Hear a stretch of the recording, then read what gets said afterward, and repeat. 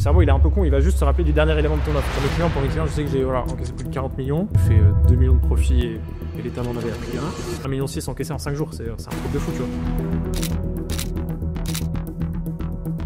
Est-ce que tu pourrais te présenter rapidement et nous parler des résultats que tu as obtenus jusqu'à présent? Ouais, avec plaisir. Bah écoutez, enchanté, je m'appelle Jean, j'ai 23 ans. Aujourd'hui, ça fait 4-5 ans que je fais de l'entrepreneuriat. J'ai commencé juste après le lycée, donc après mes 18 ans. J'ai pas fait d'études, j'ai fait une année d'études post-bac. Et aujourd'hui, j'accompagne les entrepreneurs à justement scaler leur activité grâce au webinaire, au challenge. Et donc, j'ai une agence que j'ai créée depuis maintenant 4 ans, qui a généré plus de 40 millions d'euros encaissés pour mes clients. Et depuis 1 an et demi maintenant, j'accompagne aussi sur la partie formation en ligne que j'ai lancée avec un de mes anciens clients. Tout le monde a justement lancé son premier webinaire, etc. Donc, plus pour ceux qui démarrent et plus pour ceux qui débutent, tu vois. Et là, l'année dernière, on a fait 3,5 millions sur cette activité avec Jody. Donc, magnifique. Voilà. Donc là, au cumulé, depuis que tu t'es lancé, tu penses que tu as encaissé combien à peu près Ça dépend. Est-ce que c'est pour moi ou pour mes clients? Pour mes clients, je sais que j'ai encaissé plus de 40 millions tracés, tu vois, sur les Stripe, etc. Même bien plus, tu vois. Là, je parle vraiment du net après remboursement et tout. Après, moi, en tant qu'agence, moi, je suis payé à la commission. Donc, en France, voilà, j'ai fait 3 millions d'euros de chiffre d'affaires et j'ai fait 2 millions de profits et l'État m'en avait appris un. Et voilà. Et après, voilà, l'année dernière, pour être transparent sur les chiffres, tu vois, j'ai fait 3 millions d'euros de chiffre d'affaires sur l'année avec une marge qui est presque à 1,9 million. Donc, marge confortable, tu vois. C'est quoi qui a fait la différence entre toi et la plupart des gens qui essaient de se lancer en ligne sans forcément être connus et qui n'y arrivent pas? Ouais, en fait, je pense il y avait 3 trucs, tu vois. Genre, si je fais un petit dessin, Vas-y, on commence, oui. je suis pas très bon sur les dessins, mais je pense que le premier truc, c'était la passion, tu vois. Ok. Genre, au début, je faisais ça pour l'argent. On commence tous parce qu'on veut devenir plus libre, etc., etc. Mais si tu fais que ça pour l'argent, au bout d'un moment, tu vas t'arrêter, tu vois. Et donc, moi, j'avais ce fuel un peu en plus où j'avais une vision très claire de là où je voulais aller. J'avais un objectif très précis. Et surtout, j'étais passionné. Genre, je suis pris de passion pour ce que je faisais, les webinaires, etc. Genre, j'adorais ça, tu vois. Et donc, la passion, alors là, moi, c'était les webinaires, mais tu vois, ça peut être sur peu importe, hein, t'es passionné par ton métier, ton sujet, ton expertise. Là, c'est un fuel qui est trop puissant et qui te permet derrière de cartonner. Mais après, là, ça suffit pas. Après, il faut bosser comme un ouf. Et moi, je me rappelle, j'ai vraiment bossé. Je me suis formé. Et surtout, j'étais là pour devenir le meilleur, tu vois. Enfin, je me suis pas dit comme ça au début, tu vois. Genre, j'étais pas là en me dire, OK, là, il y a un marché, je vais défoncer le marché et devenir le numéro 1. Mais en tout cas, j'étais là pour apporter le plus de résultats à mes clients et pour apporter le plus de valeur, tu vois. Et donc ça, je pense, c'était la deuxième clé, tu vois, c'était être le numéro 1. Dans ma tête, en tout cas, dans ce que j'offrais à mes clients, c'était être le numéro 1. Et ça, c'est comme ça que tu le crées aussi une petite autorité. Moi, j'ai pas de branding sur Internet, tu vois, j'ai pas des dizaines de milliers d'abonnés, j'ai pas de chaîne YouTube, j'ai pas de LinkedIn, j'ai rien, tu vois. Mais par contre, j'ai trouvé tous mes clients après au bouche-oreille parce que j'avais justement une réputation qui s'est créée un peu en mode effet cumulé et un peu en mode ricochet, tu vois. Donc en devenant le meilleur, en devenant numéro 1 dans ce que je faisais, et vraiment j'aime vraiment beaucoup bosser, tu vois. Je me rappelle pendant le Covid, ma grand-mère elle se réveillait à 6h du matin, elle me voyait en mode Jean, t'es bien la matinale. Moi j'avais passé la nuit sur mes automatisations make parce que j'avais une idée très précise de ce que je voulais faire et tout, tu vois. Donc au début j'avais un peu ce côté geek, tu vois, mais je bossais à fond et je me formais énormément, tu vois. Et donc ça c'était, je pense, la grosse clé. Et après, la deuxième, c'est que je suis resté focus. La troisième clé, pardon, c'est que je suis resté focus vraiment sur que les webinaires. Donc j'ai choisi ce véhicule. Et genre là, ça fait 5 ans que je fais que ça, tu vois. Et genre moi, j'ai commencé avec des mecs dans la formation de base que j'ai pris, où les gars, au début, ils étaient là, ils faisaient plus d'argent que moi, tu vois. Et après, 1 an après, il y a une autre trend, ils découvrent l'IA, ensuite il y a les NFT, ensuite ils sont experts Instagram parce que les Reels, ça marche bien, etc. Les mecs, tu vas sur leur profil Instagram, tous les 6 mois, ils ont changé de truc. Et en fait, tu fais jamais rien, tu construis jamais rien, tu vois. Ouais. Et on a tous cette tentation de pouvoir aller à droite, à gauche parce que ça clignote, c'est beau, c'est joli, on a toujours l'impression qu'il y a de plus vert ailleurs. Et en fait, le focus et avoir cette capacité à rester sur un truc et bosser comme un ouf dessus, ça fait des effets cumulés qui sont énormes, tu vois. Et aujourd'hui, j'ai lancé une formation sur les webinaires. Alors, j'aurais pu le faire bien avant, tu vois. J'ai attendu d'avoir généré, toi, genre, j'ai trouvé des 25 millions qu'on voit ici. En France, il y avait personne qui l'a, tu vois. Et genre, j'ai attendu d'avoir une vraie autorité avant de me lancer. Alors, je sais pas, mais en tout cas, tu vois, ma formation de quoi elle cartonne, tu vois. Dernier lancement, là, on a fait 1,6 million encaissé en 5 jours. C'est un truc de fou, tu vois. Donc, tu vois, genre, c'est aussi cet effet cumulé que tu vois pas forcément en restant focus à fond. Derrière, après, tu vas accueillir des fruits qui sont exponentiels. Et l'entrepreneuriat, c'est exponentiel, tu vois. le salariat où c'est tout linéaire, tu vois. L'entrepreneuriat, tu as vraiment un truc où, en vrai, tu vois, au début, genre, le salariat, c'est vraiment. Enfin, tu peux peut-être avoir des petites évolutions, mais c'est vraiment linéaire. L'entrepreneuriat, c'est très ingrat au début, tu vois. Elle est dégueulasse, mon exponentielle, mais tu vois, c'est très ingrat au début, tu vois. Mais derrière, après, tu vas vraiment avoir un moment où ça va s'accélérer. Et après, quand la locomotive elle est lancée, tu l'arrêtes plus, tu vois. Ouais. Et ça, c'est trop puissant. Je sais pas si tu as déjà vu le graphe du cycle émotionnel du changement, que je trouve hyper intéressant. Non. Dans lequel, quand tu commences dans quelque chose, t'as pas beaucoup d'informations sur le sujet et du coup, tu es hyper optimiste parce que tu te dis, waouh, mon idée, elle est trop bien, une idée de business, elle va cartonner et tout. Et au plus tu commences à travailler dessus, au plus tu commences à être informé sur toutes les problématiques qu'il y a et tu deviens pessimiste. Après, la troisième étape, tu passes dans la vallée du désespoir. Ouais. Donc là, tu es tout au fond et c'est là où la plupart des gens en fait abandonnent et repassent à l'étape 1, où ils vont chercher une autre idée de business et ils vont faire cette boucle. Et il y a, comme tu dis, une infime minorité de personnes qui vont continuer dans la vallée du désespoir à avancer. Ouais. Et après, s'ils prennent l'exponentielle jusqu'à la réussite. Et ça, tu as plein de mini-cycles comme ça tout au long de ton parcours, tu vois. Et en vrai, on a tous des moments de doute, tu vois. Là, je parle de gros chiffres, ça paraît énorme, etc. Mais en vrai, l'entrepreneuriat, c'est un sport de haut niveau, tu vois. On galère tous, on a tous nos journées où des fois, tu sais, tu passes des journées horribles, tu as l'impression qu'il y a tout qui est lent, tous les logiciels bug, enfin, tu as l'impression que c'est horrible, tu vois, que tu perds du temps.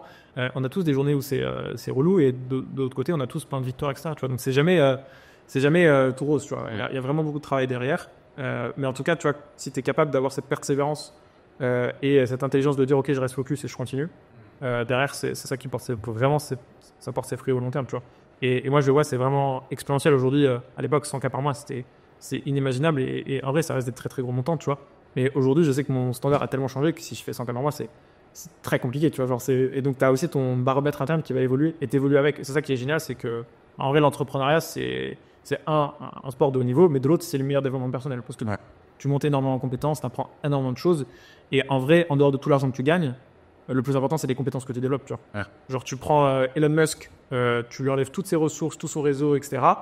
C'est pas possible que le mec te fasse pas une boîte à 1 milliard, genre sous les 2-3 ans qui viennent, tu vois. Le gars, il a les compétences, les skills qui vont faire ça, tu vois.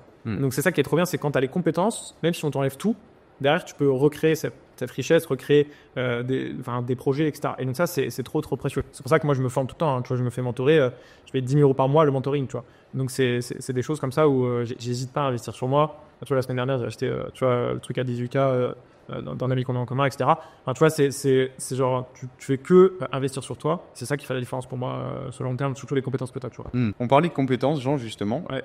Est-ce que tu peux nous dire, toi, quelles sont les compétences clés, tu penses, que tu as développées au cours de ces dernières années et qui t'ont vraiment permis d'avoir des résultats exceptionnels? Parce que l'idée de ce format, c'est aussi qu'on puisse rentrer dans ta tête, qu'on puisse voir, qu'on puisse extraire de la valeur de tout ce que tu as appris et pour pouvoir apporter du concret, tu vois, aux gens qui regardent et écoutent.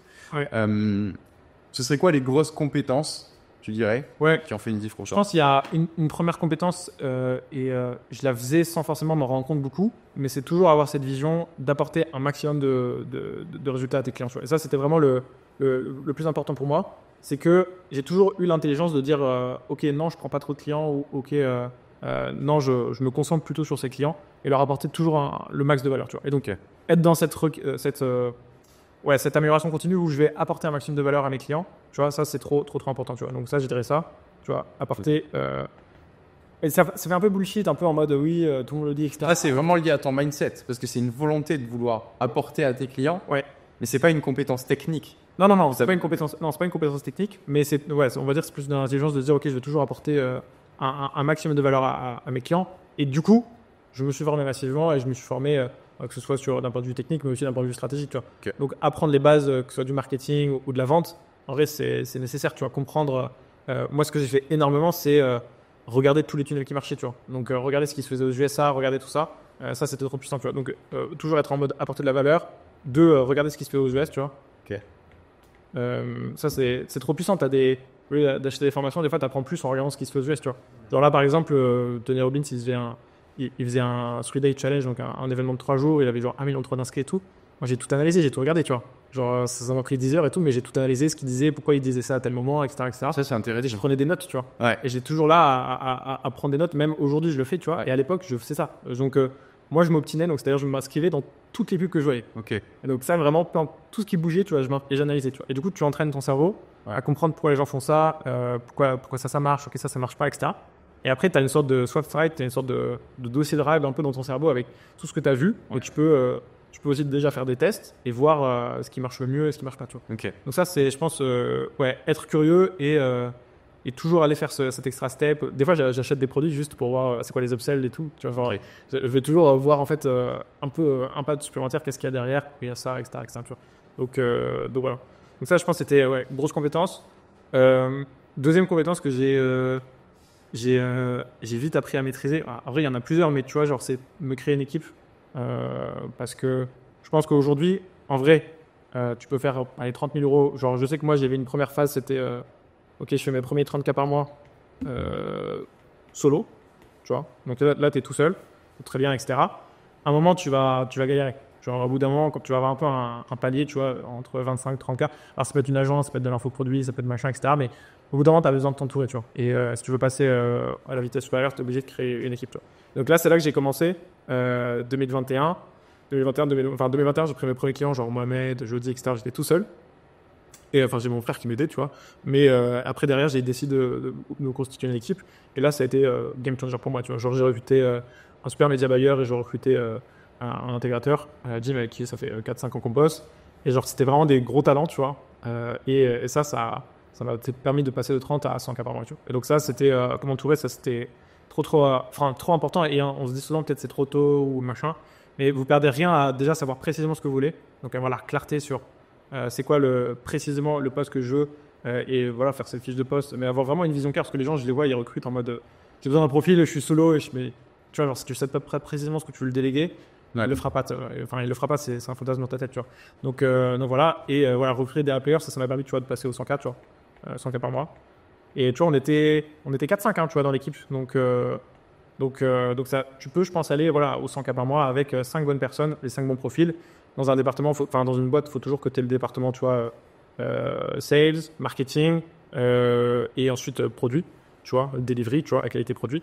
Tu as ces 3 départements, déjà, t'es déjà très très bien, tu vois. Nickel. Et après, là, c'est un autre game, tu vois, aujourd'hui, on fait voilà, ça dépend, hein, mais mon agence, elle va faire peut-être 200K par mois. Après, l'infoproduit, lui, il a en ce moment, il marche très très très bien, tu vois. L'année dernière, on a fait 1,6 million. Mais l'idée, c'est de se dire, ok, comment tu crées ensuite une culture d'entreprise, des process, des structures pour que derrière, tu puisses aller chercher vraiment des niveaux supérieurs.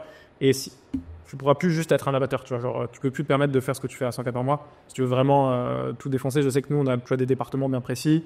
J'ai une CEO, j'ai une assistante, et après, j'ai des head-off, donc j'ai une genre de 6-8, tu vois, sur le marketing, le media buying, parce que c'est un peu le qui est trop important pour moi, le delivery, etc., etc., etc. Et donc, il y a tout qui est structuré, et surtout, il y a plein de process que j'ai mis en place pour derrière faire en sorte que tout ça soit fluide, tu vois. Là, j'étais 2 semaines en Égypte. Heureusement qu'ils ont dit, et toi, hier, il y avait un challenge, il y avait plus de 7000 personnes en live. Je suis arrivé, j'avais rien fait, tu vois, je m'étais même pas inscrit au tunnel, tu vois. Donc, ça, c'est trop important, je pense, de créer cette culture d'entreprise. C'est ça qui fait vraiment la différence, tu vois. Sur le long terme, nous, on fait souvent des team building. Ça, c'est trop puissant. Et donc, après, là, t'as pas de limite, tu vois. Mais c'est un peu ce qu'ils appellent aux US, genre the enterprise dilemma, tu vois. En mode, genre, t'es obligé à un moment de reprendre un peu les codes d'une boîte qui marche, une boîte classique, tu vois. Ouais. Et créer une culture d'entreprise, faire en sorte de recruter les bonnes personnes. Tu vois, nous, on fait des team building 2-3 fois par an. Je les emmène dans des endroits de fou, etc. Et ça crée des souvenirs, ça crée des émotions, ça crée des bons moments. Et tout le monde ensuite revient au travail. Parce qu'on est là pour gagner de l'argent, et etc. Mais aussi pour l'amour du maillot, tu vois. Comme un joueur de foot, tu vois, il est là aussi parce qu'il kiffe marquer, mais aussi il est bien payé, etc. Mais il kiffe jouer aussi, tu vois. Et donc, tu as ces deux traits, et ça, c'est trop puissant, tu vois, dès que tu arrives à créer quelque chose. Je pense que la base de tout business, tu me dis si je me trompe, mais ça reste l'offre, la proposition de valeur qu'on a sur un marché. Et toi, je sais que tu es extrêmement bon pour créer des offres, ton équipe aussi.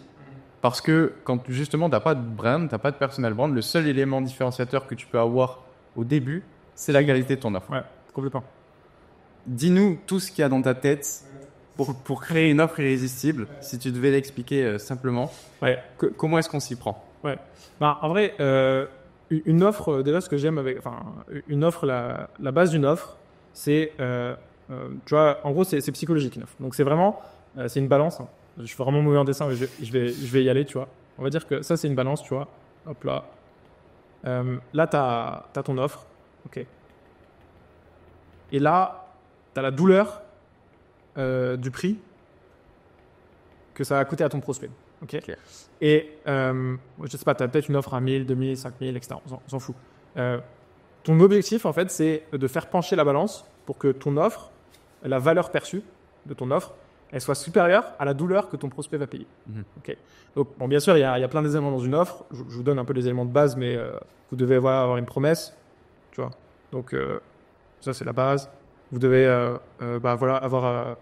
en gros, ce que j'appelle une offre marketing, c'est que vous devez connaître précisément c'est quoi les besoins de votre avatar. Donc, ça part de là, tu vois. Ça part de connaître son marché, précisément, et avoir une connaissance parfaite de ton avatar. Moi, j'aime bien dire à mes clients, et peu importe le client qu'on prend, tu vois, j'ai bossé dans plus d'une trentaine de niches différentes, ça va de la contraception, que ce soit la santé, le développement personnel, l'immobilier, la lecture rapide, j'ai fait des webinaires dans plus de 30 niches différentes, et à chaque fois, c'est toujours le même process, on fait un sondage, que ce soit auprès de la liste email du client, auprès de son Instagram, de son audience. Si vous n'avez pas d'audience, vous regardez sur des sites comme comment ça s'appelle, tu vois, je sais plus, j'ai plus le site, mais tu peux regarder aussi c'est quoi les tendances sur Google Trends ou autre.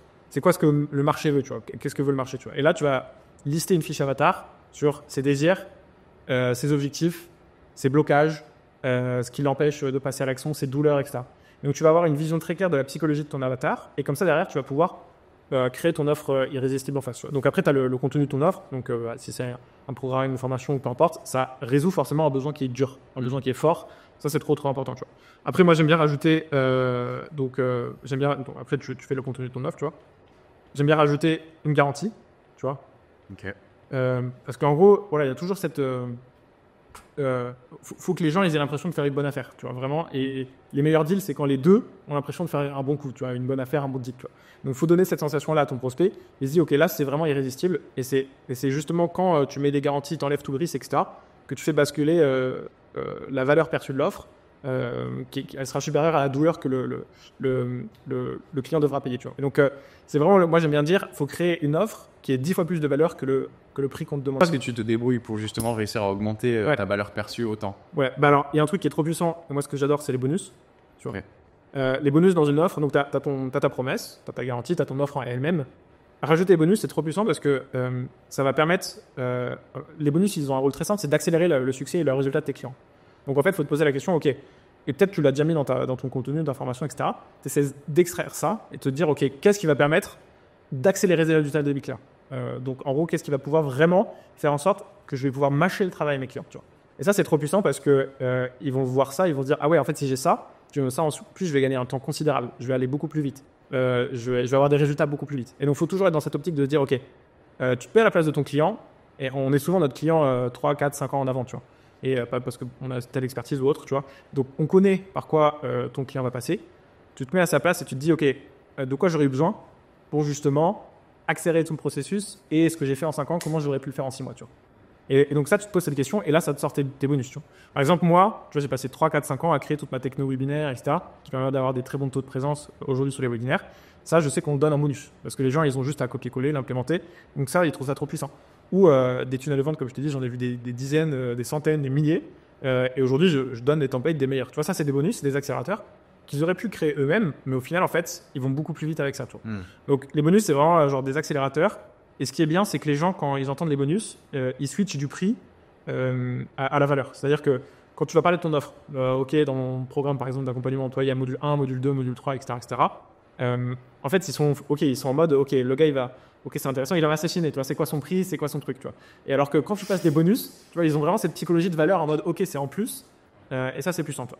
Et après, bien sûr, il faut bien présenter ton offre. Ça sert à rien d'avoir une bonne offre si elle n'est pas bien présentée. Et donc là, après, ça, c'est vraiment du Russell Brunson, mais tout ce qui est value staking, donc le stack, etc., tout ça, c'est des choses que tu fais dans un webinaire ou autre qui te permettent d'avoir une valeur perçue qui est considérable. Pourquoi ? Parce qu'en fait, si tu parles de chacun de tes éléments de ton offre, le cerveau, il est un peu con, il va juste se rappeler du dernier élément de ton offre, tu vois. Et il va se dire, après, tu vas dire, OK, c'est 10 000 euros. Le gars, il va faire, non, c'est pas du tout, enfin, c'est pas possible, tu vois. Il va se rappeler de ton dernier élément de ton offre. Et il va y avoir une vraie décorrélation entre le prix et ça. Alors que si tu fais un stack, tu mets une valeur perçue et que tu fais monter cette valeur perçue, etc., et qu'après, dans la tête du prospect, il va se dire « ça vaut, je sais pas, 20, 30, 40 000 euros », et qu'en final, tu lui dis « en fait, c'est genre 1000 euros », tu vois, t'as un truc psychologique qui se passe dans le cerveau qui fait que derrière, boum, c'est un no-brainer. Ouais, la personne y va. Et les gens achètent émotionnellement, tu vois. Donc l'idée, c'est vraiment de pouvoir faire en sorte de mettre de l'émotion dans tout ça, à leur vendre ce qu'ils vont pouvoir avoir. Et c'est votre devoir de vendre, tu vois, parce que si tu as un bon produit et un bon service, Et tu vas transformer la vie de tes gens. Et donc, il faut que je sais qu'il y en a beaucoup qui ont des blocages avec la vente ou autre, mais vendre, c'est rendre service à ton client, tu vois. C'est vraiment pouvoir que le servir, en fait, lui apporter un maximum de valeur parce que derrière, tu sais que ton produit et service va transformer sa vie, va lui apporter le résultat désiré.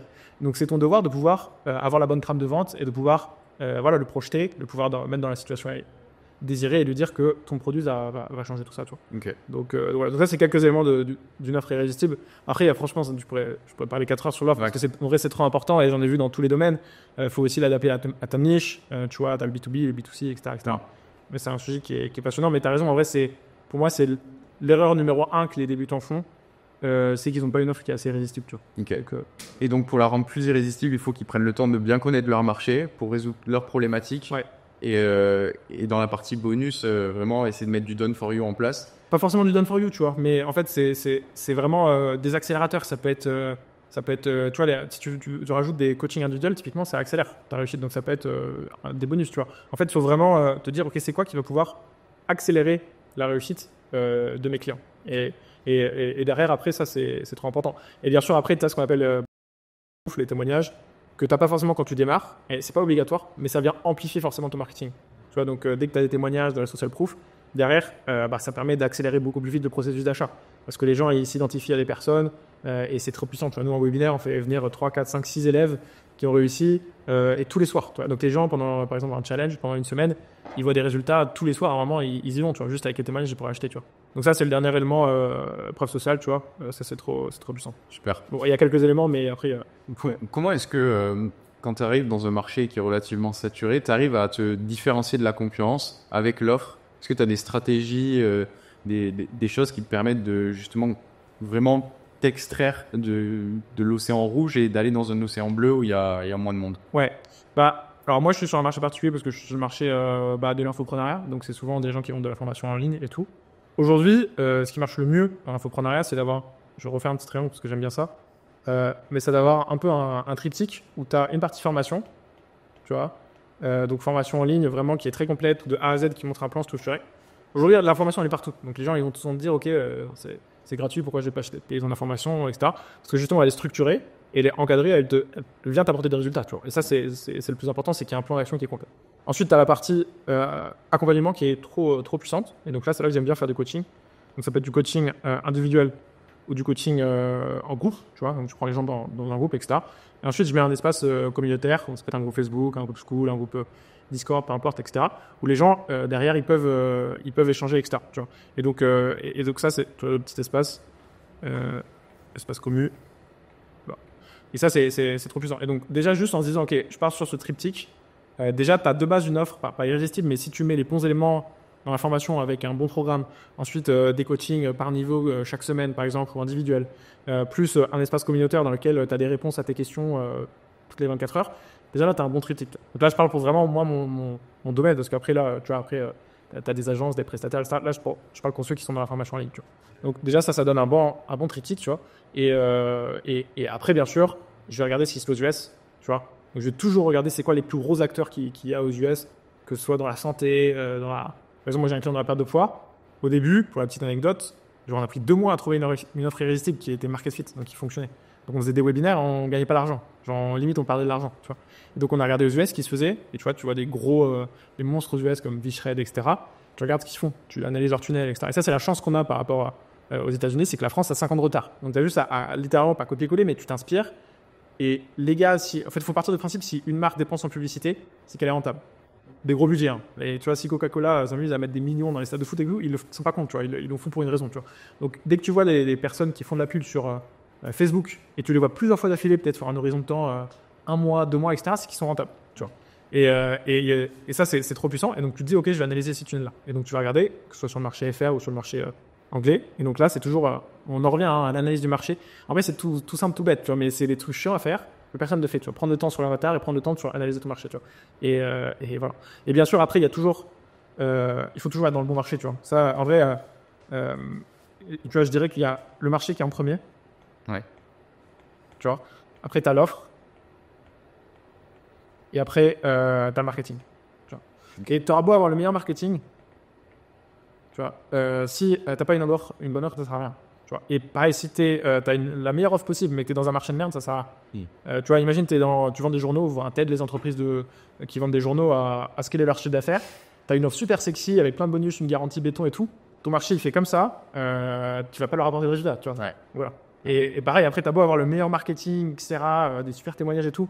Si tu as une offre qui n'est pas claire pour tes clients, ça n'est que ni tête, etc., c'est pas précis, ou ils ont peur, il n'y a pas assez de garantie, etc., ça sert à rien. Tu vois. Ok. Donc, tu pourras envoyer tous les beaux mails que tu veux, les meilleurs messages, faire les meilleurs reels Instagram et travailler ta meilleure personal brand. Si derrière, tu n'as pas une offre sexy, ça fait rien. Donc, j'aime bien ce truc, tu vois. Ça, c'est pas mal, tu vois. Tu as un truc qui accélère le truc, c'est les trends. Donc, c'est dès que tu as des trends. Par exemple, moi, j'ai créé un client dans l'IA. Au début de la trend IA, on a fait 1 million en 4 mois. Tu vois. Okay. Mais ça n'aurait pas été possible si on n'était pas sous le stéroïde des trends. Et donc, dès que tu as un momentum, tu vois, ça, c'est trop puissant. Tu vois. Dès que tu as un momentum sur le marché, ça, c'est trop puissant. Et les gens, ils adorent la nouveauté. Tu vois. Donc, en gros, soit tu surfes sur, par exemple, l'IA, une vague qui arrive, etc. Donc, ça, c'est souvent court. Donc là, il faut faire ton braquage, tu vois. Soit tu surfes sur des narratives. Tu vois. Et donc, les narratives, ça va être, par exemple, là, je pourrais te dire, la l'IA, tu vois, la vague de l'IA est un peu redescendue, etc.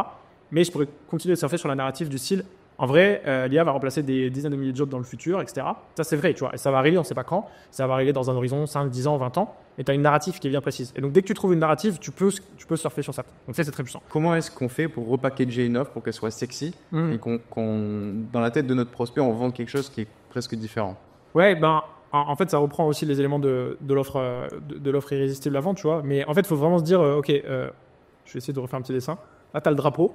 Le drapeau, on va dire, c'est le désir, c'est l'objectif que ton client il a. Donc, il te paye pour quelque chose, il est en bas de la montagne, tu vois, il est là. Alors, je ne sais pas d'ici, mais voilà, on serait un luchant. Il est en bas de la montagne et son objectif, c'est vraiment avoir ton désir. Tu vois. Ton prospect, il va avoir des doutes, des peurs, des incertitudes. Tu vois. Je ne vais pas toutes les noter, mais tu les as en face. Donc, l'idée, c'est, on en revient à l'avatar, tu vois, mais c'est vraiment de comprendre c'est quoi toutes ces doutes, c'est quoi toutes ces peurs, toutes ces incertitudes, etc. Et en face, de venir repackager une offre en justement reprenant tous ces éléments, en analysant aussi, ce qui est intéressant, c'est d'analyser peut-être tous les clients que tu as déjà eu auparavant. C'est quoi là où ils galèrent, en fait, c'est quoi des nouveaux bonus que je pourrais faire, parce que ce qui est trop bien avec le business, c'est quand tu résous un problème, tu fais apparaître un nouveau problème. Par exemple, je t'explique, les webinaires, c'est la même chose, tu fais ton webinaire, c'est génial. Après, tu te dis, OK, mais comment je fais pour avoir plus de trafic, plus de monde dans mon webinaire, tu vois. Et donc, tu as toujours un nouveau problème qui apparaît. Quand tu résous un problème, ce qui est trop bien, c'est que tu peux toujours faire de business à l'infini. Donc, tu peux créer une LTV vraiment qui est énorme. Donc là, c'est vraiment ça qui est intéressant, c'est de se dire, OK, moi, je reviens toujours à l'avatar, mais j'analyse tout ça, ce qui se fait pas, etc. Et après, moi, j'adore le high ticket, mais tu as soit du low ticket, ça, je conseille vraiment pas, tu vois. Le low ticket, c'est ce qu'il y a de plusieurs. Et tu as un truc dans ce business de low ticket, c'est-à-dire ceux qui vendent des produits entre 0 et 47, alors c'est souvent des abonnements, tu vois, 47 € par mois, 27 € par mois, etc. Tu as un truc qui est horrible, c'est le churn. Donc, le churn, c'est les gens qui arrêtent, en fait, qui se désabonnent, etc. Et ça, c'est silencieux, les gens ne le voient pas, et souvent, c'est un business qui est très, très compliqué. Donc, si tu n'as pas une très grosse personal brand, je ne te conseillerais pas. Après, sur de l'information. Ouais, surtout sur sur des outils comme logiciel ou quoi, tu peux, quand on parle au cours du temps, avoir un stand relativement bas, mais sur de l'information, la valeur perçue après l'achat, elle s'écroule. Et donc, les gens ne voyaient pas l'intérêt de continuer à payer pour un truc auquel ils ont déjà accès. Exactement. Et Midi-Ticket, moi, c'est ce que j'ai longtemps fait. Tu vois, par exemple, Mohamed, il avait un produit à 697. Donc là, ça va être des offres peut-être entre 100 et 1000 €, tu vois. Et donc là, l'idée, c'est de pouvoir avoir ce système. Moi, sur des offres à 100 et 1000 €, je vais vendre en direct, par exemple, sur le webinaire. Okay. Donc, j'ai peut-être 100 personnes devant moi. Je vends en direct, il y a 10 personnes qui vont acheter parce que je vais présenter mon offre irrésistible, etc. Donc ça, c'est un bon moyen de repackager ton offre. Et donc toujours avec ce triptyque, tu sais, de espace commun, coaching, formation. Et après, là, j'adore aussi le high ticket qui permet vraiment d'avoir énormément d'oxygène parce que ça permet d'avoir des gros profits. Okay, donc ça, c'est trop puissant parce que ça permet de faire vraiment du profit. Et aujourd'hui, on est dans une industrie où tout le monde parle de ces chiffres, les millions, je fais X millions, machin, etc. On s'en fout, tu vois, genre le plus important c'est combien de reste. La fin sur compte. Ouais, exactement, qu'est-ce qui te reste à la fin. J'aime bien dire le profit, c'est it's beauty, tu vois, genre c'est vraiment c'est ce qu'il y a de plus important au final, tu vois. Et donc il y a une citation en anglais, c'est revenue feeds the ego and profit feeds the family. Ouais, exactement, c'est pour ça, tu vois. Et t'en vois plein, ils font des millions et des millions, et à la fin quand tu restes, Et moi, j'en ai eu dans mes clients. Franchement, je leur disais, vous avez une gestion financière qui est catastrophique. Genre, vous prenez, parce que les gars, ils voient l'argent qui rentre, et donc ils voient la trésor qui gonfle, etc. Ils mettent des parpaings à droite à gauche pour investir. J'aurais investi dans vos business. À la fin, ils font les comptes. Il leur reste, genre, ils ont fait 10 millions, il leur reste 1 million, tu vois. Donc, c'est pas possible. Moi, j'ai fait 3 millions, je marge à 70%, tu vois. Donc c'est vrai que ça va être aussi un conseil. Bon, on s'écarte de l'offre, tu vois, mais faut pas hésiter à être un petit peu un rat, tu vois. Surtout au début. Non, mais c'est vrai parce que dès que tu commences à avoir, en fait, peut-être 104 trésors sur ton compte. À un moment, moi, je sais que j'avais 1 million sur mon compte, tu vois, en France, tu vois. Et en vrai, tu vois pas c'est invisible, tu vois, toutes les petites dépenses, les logiciels, les machins, tout ça s'accélère et tout. Ouais. Donc moi, j'étais obligé de me poser à chaque fin de mois et me dire, ok, ça dégage, ça dégage, ça je reste, etc. Parce qu'en fait, sinon tu te dis, ok, je verrai ça à la fin de l'année, mais tu fais manger, tu vois. Et donc Ouais, ça, c'est moi, c'est ce qui m'est arrivé. Hein. Ouais. Parce que j'ai eu une grosse ascension sur la première partie de l'année 2024. De janvier à mai, on est passé de 0 à 400 000 par mois. Et donc, tu vois, je voyais l'argent qui rentrait, je me disais, ah, c'est cool et tout, vas-y, j'ai envie que mon équipe gagne bien, donc j'ai augmenté les salaires, tout le monde est fait en mesure du camp. Et puis, le problème, c'est que la croissance, elle n'est pas infinie et tu as toujours un moment où ça retombe. Et donc, quand tu as des charges que tu as augmentées, mais que le chiffre baisse, tu te dis, ta merde. Et en vrai, c'est ta sécurité, ta trésor, c'est ta sécurité, donc faut que tu la choses, t'en prennes soin. Et voilà, tu vois. Et bon, ça, moi, je suis resté très longtemps en France, j'ai payé plus d'1 million d'impôts, etc. Et en vrai, ça, c'était bien parce que je savais que en France, tout ce que je gagnais, c'était divisé par 2. Donc, mon objectif, moi, je suis devenu millionnaire en France. Mon objectif, c'était au moins de faire 2 millions de profit, tu vois. Donc, pour faire 2 millions de profit, c'est exigeant, tu vois, quand tu démarres, etc. Donc, j'ai toujours eu cette mentalité de me dire, ok, je fais en sorte de, voilà, bien sûr, tu payes bien tes équipes, etc. Mais tu es intelligent, tu vois. Tu es intelligent et tu t'enflammes pas, tu n'es pas dans l'émotion, etc. Et ça, c'est très important, tu vois. Et pour en revenir au high ticket, le high ticket permet d'avoir vraiment du profit qui est intéressant. Parce que, voilà, ça permet de vendre des produits à entre 1000 et 50 000 euros, tu vois. Donc, enfin, entre 2000 et 50 000 euros. Et c'est là où tu peux faire le plus de profit. Le gros souci du high ticket aujourd'hui de l'industrie, c'est que les gens, ils ont du rêve et des repas, tu vois. Et c'est ça où je tiens à mettre en garde tout le monde, c'est que ça paraît très sexy, etc. Mais il faut être béton sur le delivery, tu vois. Et genre, tu peux pas te permettre de juste arrondir les angles d'être bien. Il faut que tu sois excellent, tu vois. Il faut que tu sois exceptionnel, tu vois. Et ça, c'est trop important. Et j'en reviens au truc de, tu vois, quand j'étais en agence, j'étais là toujours à apporter un maximum de valeur. En high ticket, tu vois, nous, on fait de l'individuel, enfin, c'est poussé, tu vois. Et notre priorité, c'est d'avoir des résultats. C'est comme ça que tu te tiens sur le long terme, tu vois. Et il y en a beaucoup dans notre industrie. En vrai, c'est des étoiles filantes. Tu vois, genre, ils arrivent et ils disparaissent au bout de 2 ans. Voilà, il y a plus personne. Ils ont fait leur coup et ils ont pourri la livreur client, tu vois. Donc, si tu veux durer sur le long terme, c'est trop important d'être vraiment carré sur le delivery et surtout de pas te reposer sur tes lauriers, tu vois. Nous, on est toujours par exemple, à améliorer continuellement la formation, prendre le retour des feedbacks des clients, etc. Parce que ça, c'est trop puissant et trop important, tu vois. Donc, la ticket, c'est génial parce que ça permet vraiment de scaler fort et loin. Et c'est comme ça que pour moi, tu peux aller chercher, voilà, 3-4 millions par an si tu bosses bien. Voilà, je vais pas dire sans forcer, mais voilà, si tu bosses bien, tu as les bons process, les bons systèmes, ça se fait, tu vois. Alors que là, franchement, du middle ticket, moi j'ai un client, on a période de poids, on avait un produit à 500 euros. Franchement, c'est pas facile, tu vois. Genre, franchement, on a fait 3-4 millions, mais voilà, c'était chaud, tu vois. Donc, ouais, exactement. Tu fais des ROI genre x2, x3, tu vois. Que c'est pas hyper intéressant. Alors que là, étiquette, nous, par exemple, dernier lancement, on a fait 3 millions de facturés, tu vois. On a mis 200 000 euros en pub, tu vois, sur 10 jours. Donc, et collecter 1,6 million. Ouais, 1,6 collecté, toi. Donc, c'est énorme. Donc, tu vois, c'est ça aussi que ça permet le high ticket. Mais encore une fois, tu vois, 1,6 collecté. Ok, là, tu as les 200 cases. Après, tu as les commerciaux. Après, tu as tous les logiciels. Après, enfin, tu vois, tu as plein de frais cachés. Et bon, ça reste des marges qui sont extrêmement confortables. Mais il faut toujours, en fait, qu'est-ce qui serait à la fin, tu vois. Et il faut être en rat. Ouais, faut être rat. Enfin, même bon conseil, tu vois. Bah oui, non, mais c'est clair. Parce que le seul truc qui peut faire échouer un entrepreneur, au final, c'est qu'il ait plus de trésorerie. Hein. Ouais. Il nous a dit que le dernier pilier qui venait après le marché et l'offre, c'était le marketing. Ouais. J'ai envie qu'on parle de ça maintenant. Comment est-ce que tu te débrouilles, toi, pour réussir à générer du trafic, attirer l'attention des gens pour justement leur montrer l'offre irrésistible que tu as créée? Comment est-ce que tu t'y prends de A à Z? Alors, moi, c'est un peu particulier parce que justement, je fais pratiquement aucun organique. Donc, c'est-à-dire, c'est vraiment full trafic froid. Donc, c'est-à-dire, je fais que de la publicité. Donc, ça, c'est très rare parce que la publicité, c'est vraiment pas le plus facile. Il y en a beaucoup, je pense, entre vous qui ont dû tester et ils ont dû juste avoir l'impression de dilapider leur argent. Donc c'est souvent ça aussi qui est compliqué. Mais en vrai, c'est comme tout, ça s'apprend. Tu te formes, tu montes en compétences, après tu fais des tests, tu commences avec des petits budgets. Moi, tu vois, dans ma formation, on les fait démarrer avec la publicité, 30 euros par jour, 50 euros par jour, etc. C'est très psychologique déjà, j'ai l'impression, de passer cette barrière. Tu as l'impression que tu rentres dans une autre cours, etc. Donc, moi, c'est vraiment full ads. Donc, c'est-à-dire, je vais faire de la publicité sur Facebook Ads, YouTube Ads, Google, Snapchat, TikTok, LinkedIn, etc. donc sur toutes les régies publicitaires. Après, tu as d'autres régies, ce qu'on appelle les native ads, là que je fais moins, que je fais pas. Mais en tout cas, toutes les régies publicitaires actuellement, je les utilise pour générer du lead. Donc en fait, c'est très simple. Tu mets, par exemple, 10 000 euros de budget et derrière, tu vas avoir X leads ou X inscrits à ta conférence, à ton webinaire. Okay. Après, la question, c'est comment être bon en publicité. C'est ça qui, je pense que les gens ils sont intéressés. Et aujourd'hui, nous, on le voit, aujourd'hui, les algos sont tellement intelligents.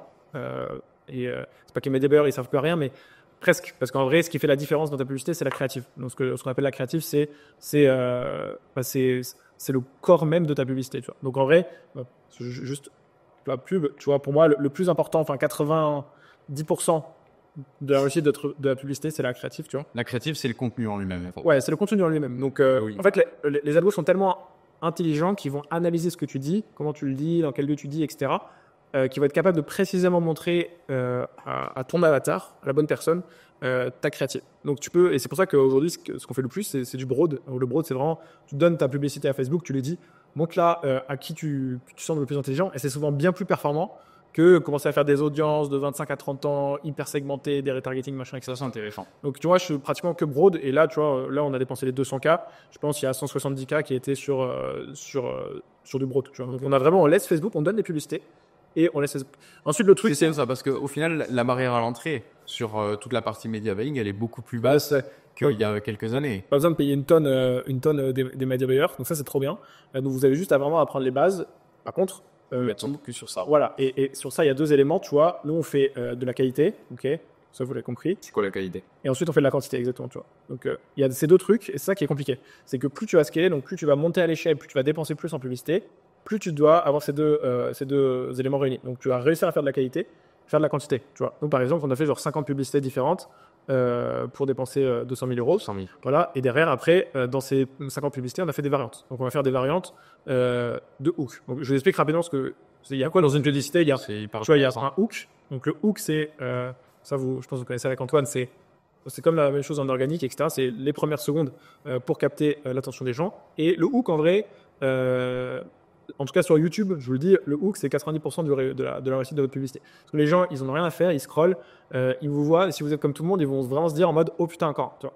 Donc c'est pour ça que nous, on n'hésite pas à être aussi un peu créatif sur les hooks, à tester plein d'angles différents, etc. Et c'est ça qui fait la différence. Ensuite, tu as le corps de ta publicité, où là, on en revient à la base, c'est de connaître parfaitement ton avatar, sa psychologie, c'est en fait les mots qu'il utilise, tu vois. Et on est souvent là, nous, en tant qu'experts, avec notre posture, à vomir notre savoir, tu vois.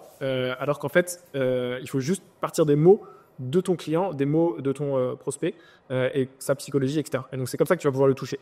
Et ensuite, tu as l'offre, enfin, ton appel à l'action, où là, l'idée, c'est nous, on le renvoie forcément sur un webinaire, un challenge. Un challenge, en gros, c'est 3, 4, 5 webinaires d'affilée. Donc, voilà. Donc ça, c'est la structure d'une publicité. Le plus important, c'est le hook. Et derrière, après, le plus important, bien sûr, c'est le corps. Mais c'est vraiment ce que tu dis, le ton avec lequel tu dis. La forme n'est pas forcément hyper importante, tu vois. Nous, nos meilleures publicités, ce sont ce qu'on appelle des ugly ads, donc c'est des buts qui sont un peu dégueulasses, tu vois. Mais derrière, c'est ça qui vraiment permet de pouvoir faire du volume aussi, de faire de la quantité, tu vois. Et derrière, on teste plein d'angles différents, tu vois. Donc nous, on fait de la publicité. Et ça, c'est... C'est quoi le framework que tu utilises, par exemple, pour trouver des idées de hook, pour trouver des idées de corps? Ouais, moi, est-ce que tu réfléchis à ça? Aujourd'hui, je ne le fais plus. Franchement, j'ai une superbe équipe. Donc, j'ai un Head of Acquisition qui gère vraiment tous les copywriters. On a 4-5 copywriters qui sont très très bons, tu vois, et qui, eux, sont entre eux un peu en guerre, tu vois. Donc, en fait, on va les mettre en concurrence et le meilleur va taper un peu genre un prix, etc. Donc, et ensuite, on fait le tri des meilleurs créatives. Et les meilleurs créatives, du coup, on les remet là. C'est un peu avancé. Ceux-là qui ne doivent pas te comprendre, mais en gros, l'idée, c'est de pouvoir motiver aussi tout le monde. Nous, on a des copywriters. Il faut savoir que chaque copywriter va avoir son style. Donc, c'est intéressant aussi de pouvoir travailler avec plusieurs prestats ou plusieurs personnes parce qu'ils vont chacun apporter leurs pattes et derrière les mettre en concurrence. Tu vas voir aussi ce que veut le marché. Et des gens qui vont voir une pub, elles vont pas accrocher avec, mais par contre, ils vont voir une deuxième pub avec un autre style, un autre angle, etc. Bah, derrière, boum, ça va être intéressant. Tu vois, ils vont accrocher et ils vont s'inscrire. En moyenne, tu dirais que tu dépenses combien pour qu'un copywriter te fasse un script Nous, c'est 100 € le script. Et derrière, ouais. Et ensuite, après, on les incentive à la performance en fonction des résultats. Donc là, ça va être des primes en fonction de leurs résultats, quoi. Et on paye assez bien, je trouve, sachant qu'un script, c'est vraiment, ça dure 30-60 secondes à tourner, enfin 60 secondes à tourner. Et voilà. Après, là, moi, je suis en train beaucoup d'investir en R&D sur l'IA, forcément, parce que tu donnes les 200 meilleures publicités que tu connais à une IA et tu la nourris et tu travailles avec. Derrière, après, je pense qu'on va obtenir des résultats intéressants. Ça commence, c'est pas encore au niveau par rapport à nous, notre niveau d'exigence, etc. Et si vous démarrez, parce qu'on dépense des très gros budgets, mais donc dès que tu as des petits budgets, franchement, l'IA déjà peut faire des choses vraiment qui sont exceptionnelles et qui te permettent vraiment d'aller loin. En particulier Claude, par exemple, qui travaille sur copywriting. Tu vois. Donc voilà, donc ça c'est top. Et voilà, donc ça, nous on fait vraiment que de l'ADS. Après derrière, on a un tunnel, forcément. Donc le funnel, bon, moi c'est funnel webinaire. Funnel webinaire, c'est très simple. Il y a une page d'inscription. Donc les gens ils rentrent leurs coordonnées. Donc nom, prénom, adresse mail, numéro de téléphone. Ensuite, les gens ils viennent à ton live.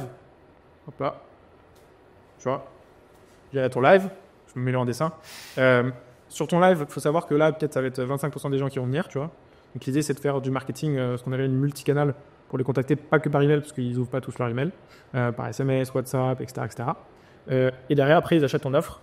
Et donc, après, je fais de l'argent, et là, tu as un petit pourcentage. Ça va être, si tu vends en direct, par exemple, ça va être entre 5 et 10% des gens qui vont acheter ton offre. Tu vois. Ok. Et si tu vends pas en direct, là, tu vas mener vers un appel, tu vois. Donc, téléphone, tu vois. Et ce téléphone derrière, il va te convertir, ton closer va convertir en euros. Tu vois. Donc le tunnel est hyper simple. Nous, c'est ce qu'on fait. En moyenne, je dois faire 7 webinaires par semaine, tu vois, et 2-3 challenges par mois. Un challenge, c'est 4, 5, 6 webinaires d'affilée. Pourquoi? Parce qu'en gros, plus un prospect passe de temps avec toi, plus il a confiance et plus il va dépenser d'argent chez toi. Donc c'est pour ça que ça marche très bien et que c'est un format qui te rend haut. C'est hyper intéressant. Je pense qu'on reviendra sur la partie funnel après. C'est quoi les grosses KPI que tu vas regarder du coup sur la partie trafic, sur lesquelles tu vas continuer de jeter un œil? Donc nous, c'est ce qu'on appelle le coût par lead, donc le CPL. Ça, c'est la KPI principale. Donc c'est combien nous coûte un inscrit, tu vois, alors webinaire. Et après, en fait, le CPL, il est lié à plusieurs choses. Tu vois, il est lié aussi à ta page d'inscription. Tu vois, si tu as une page d'inscription qui est dégueulasse, qui n'est pas optimisée sur le mobile, qui est horrible, etc., bah, ton CPL va forcément être haut. Mais ce n'est pas la faute à tes pubs, c'est peut-être la faute à ta page d'inscription. Donc, il faut vraiment voir aussi le marketing comme un tout. Tu vois, j'en entends souvent qui se disent, OK, là, je vais faire x2 ici, et ça va faire x2 sur toute la chaîne. Non, c'est complètement bête. Tu vois, genre, tout est un ensemble qui est lié. C'est un peu des rouages, et dès que tu changes à A, tu vois, ça va changer Z. Tu vois. Donc, chaque chose a une conséquence. Tu vois, tout est un système. Donc, il faut vraiment penser aussi avec cette vision d'ensemble et te dire, OK, si je change telle chose, c'est quoi les conséquences que ça va avoir aussi sur tout le reste en fait. Okay. Donc ça c'est important. Donc, moi je regarde le CPL, après je regarde forcément le ROI, tu vois, donc le retour sur investissement, parce qu'en fait on s'en fiche de payer un lead 20-30 euros si derrière il permet de faire du x30, tu vois ce que je veux dire, entre un lead qui coûte 10 euros mais qui va me rapporter 20 euros et un lead qui coûte 50 euros mais qui va me rapporter 300 euros, tu vois, bah, je vais acheter du lead à 50 euros. Ouais. Donc ça c'est important aussi de traquer ton retour sur investissement par justement par plateforme, tu vois, et pas tout confondre. Nous on distingue bien aussi toutes les plateformes publicitaires. On va faire une inscription sur Facebook, YouTube, l'organique, etc. Okay. Donc ouais, c'est pas l'organique. Et après tu as ce qu'on appelle des hook rates. Enfin tu as des variables aussi ici. Tu vois, on va regarder comment le hook répond sur la publicité. Tu vois, donc nous, s'il est supérieur à 25%, c'est bien, tu vois. On essaie d'aller chercher les 30% de hook rate. Après, combien regarde jusqu'à la fin de ta publicité et ensuite combien clique sur ton lien. Ok. Donc ça, tu le traques aussi et tu jettes un œil pour voir la qualité des créatifs. Dans le business manager. Ok. Imaginons que tu fais un lancement et puis le CPL n'est pas à la hauteur de tes attentes. Ouais. Qu'est-ce que tu vas faire pour corriger le tir et le diminuer? Ouais. Généralement, tu vois, par exemple, je te prends l'exemple du dernier lancement qu'on fait. Là, Mohamed, on fait un challenge. On a lancé les pubs, c'était une cata, tu vois. Genre, on avait des inscrits à plus de 8 euros, etc. Alors que d'habitude, c'est plutôt autour de 4 euros, etc. Donc, généralement, ce qu'on fait, c'est qu'on va en fait analyser déjà les datas, regarder ce qui va pas, etc. En fait, ce qu'il faut en publicité, c'est dès que vous avez trouvé une winneuse, c'est-à-dire une pub qui est gagnante. Donc, ce que j'appelle une winneuse, c'est une pub qui va avoir des meilleures performances que la moyenne. C'est derrière, en fait, comprendre pourquoi elle a marché et derrière aussi pousser sur ça. Et donc nous, on va, je sais que par exemple, pour Media Buyer, il a relancé une campagne avec toutes les winners qu'il avait identifiées. Il a enlevé toutes les mauvaises créatives et il a relancé avec les winners qu'il avait identifiées, tu vois. Et après, c'est reparti. Et là, on a fait, tu vois, 47 000 inscrits pour en 10 jours, tu vois, sur l'événement direct. Tu vois. Donc ça, c'est, je pense, important. Des fois, il ne faut pas hésiter à couper au bout de 24, 48 heures si ça part très mal.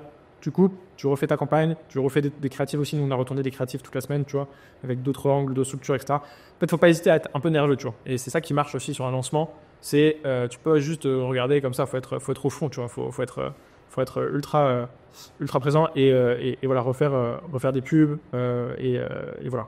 Donc, après, ça, c'est tout mon média que j'aime. Moi, ça fait longtemps que je suis pas allé sur le gestionnaire des publicités, tu vois, pour être très transparent. C'est bon. Mais ça, c'est bon, ça. Tu regardes juste la data, du coup. Je regarde la ROI, lui. Ça voilà. Donc voilà. Mais en vrai, c'est surtout le retour sur investissement que je regarde par plateforme, le coût par lead. Et bien sûr, après, en fait, ce que j'ai remarqué, c'est que dès qu'on a des winners chez un client, nous, on les duplique chez les autres clients. Parce que souvent, tu as ça marche très bien. Tu vois. Okay. Donc, dès qu'on a des formats, ça, c'est l'avantage d'être en agence, c'est que, je sais pas, on doit dépenser 400, 500 000 euros par mois en publicité, tu vois. On fait à peu près 2 millions d'euros de chiffre d'affaires, tu vois.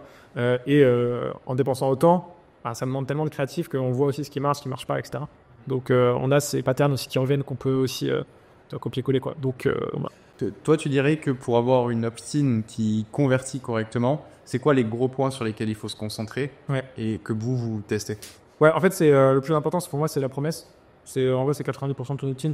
La forme, on s'en fout. Honnêtement, c'est genre le plus important, c'est de mettre de la curiosité, que les gens aient cette sensation de se dire, ok, c'est intéressant, c'est nouveau, et ils adorent la nouveauté, les gens, et qu'ils aient pas l'impression que ça soit déjà vu ou que voilà. Genre, il faut pas qu'ils se disent, oh putain, attends. Okay. Donc ça, c'est vraiment sur le titre. Le titre ouais, en haut de la page. La promesse, en fait, qu'est-ce que tu vas promettre aux gens. Donc ça, je pense, c'est le plus important. Okay. Après, moi, j'aime bien rajouter une petite section en bas de l'opt-in sur quitter pour vraiment mettre de l'autorité, pas raconter ta vie. L'idée, c'est d'être ultra clé sur l'autorité. Si tu as des logos, tu peux les mettre, etc. Et derrière, après, être très orienté bénéfice. Précisément, qu'est-ce qu'ils vont voir, en fait, apprendre précisément, tu vois. Donc ça, c'est important. Et après, il ne faut pas hésiter à renouveler ses opt-in. Parce qu'en fait, le marché, à un moment, il va l'avoir vu. Donc, il faut vraiment renouveler ses opt-in. Nous, je sais qu'on va changer de lancement en lancement. On fait... les A/B tests, on n'en fait pas tant que ça. Des fois, on préfère genre tout changer, tu vois. Je vais te demander les A/B tests. Remettre de la nouveauté. Si on en fait, tu vois, mais en vrai... Parce que sur un lancement de 5 jours, tu n'as pas le temps de... Tu fais la promo, quoi, en sur fait, 21 jours. En fait, si ça part bien, tu vois, sur un lancement on fait la promo sur 10 jours. Ouais. Donc, on va faire de la pub sur 10 jours, parfois 15, et on a vraiment des très gros budgets à dépenser. Mais en moyenne, voilà, si on veut dépenser entre 100 et 200 000 euros, on va faire sur 10 jours. Et derrière, après, ouais, on n'a pas trop le temps de... En fait, si ça part mal, là, on fait des A/B tests. Si ça part bien, on touche pas. En général, que tu suis soit sur tes webinaires ou tes 5-day challenge qui permettent de convertir un maximum du trafic. Ok, donc en gros, comment je structure un webinaire, c'est assez simple.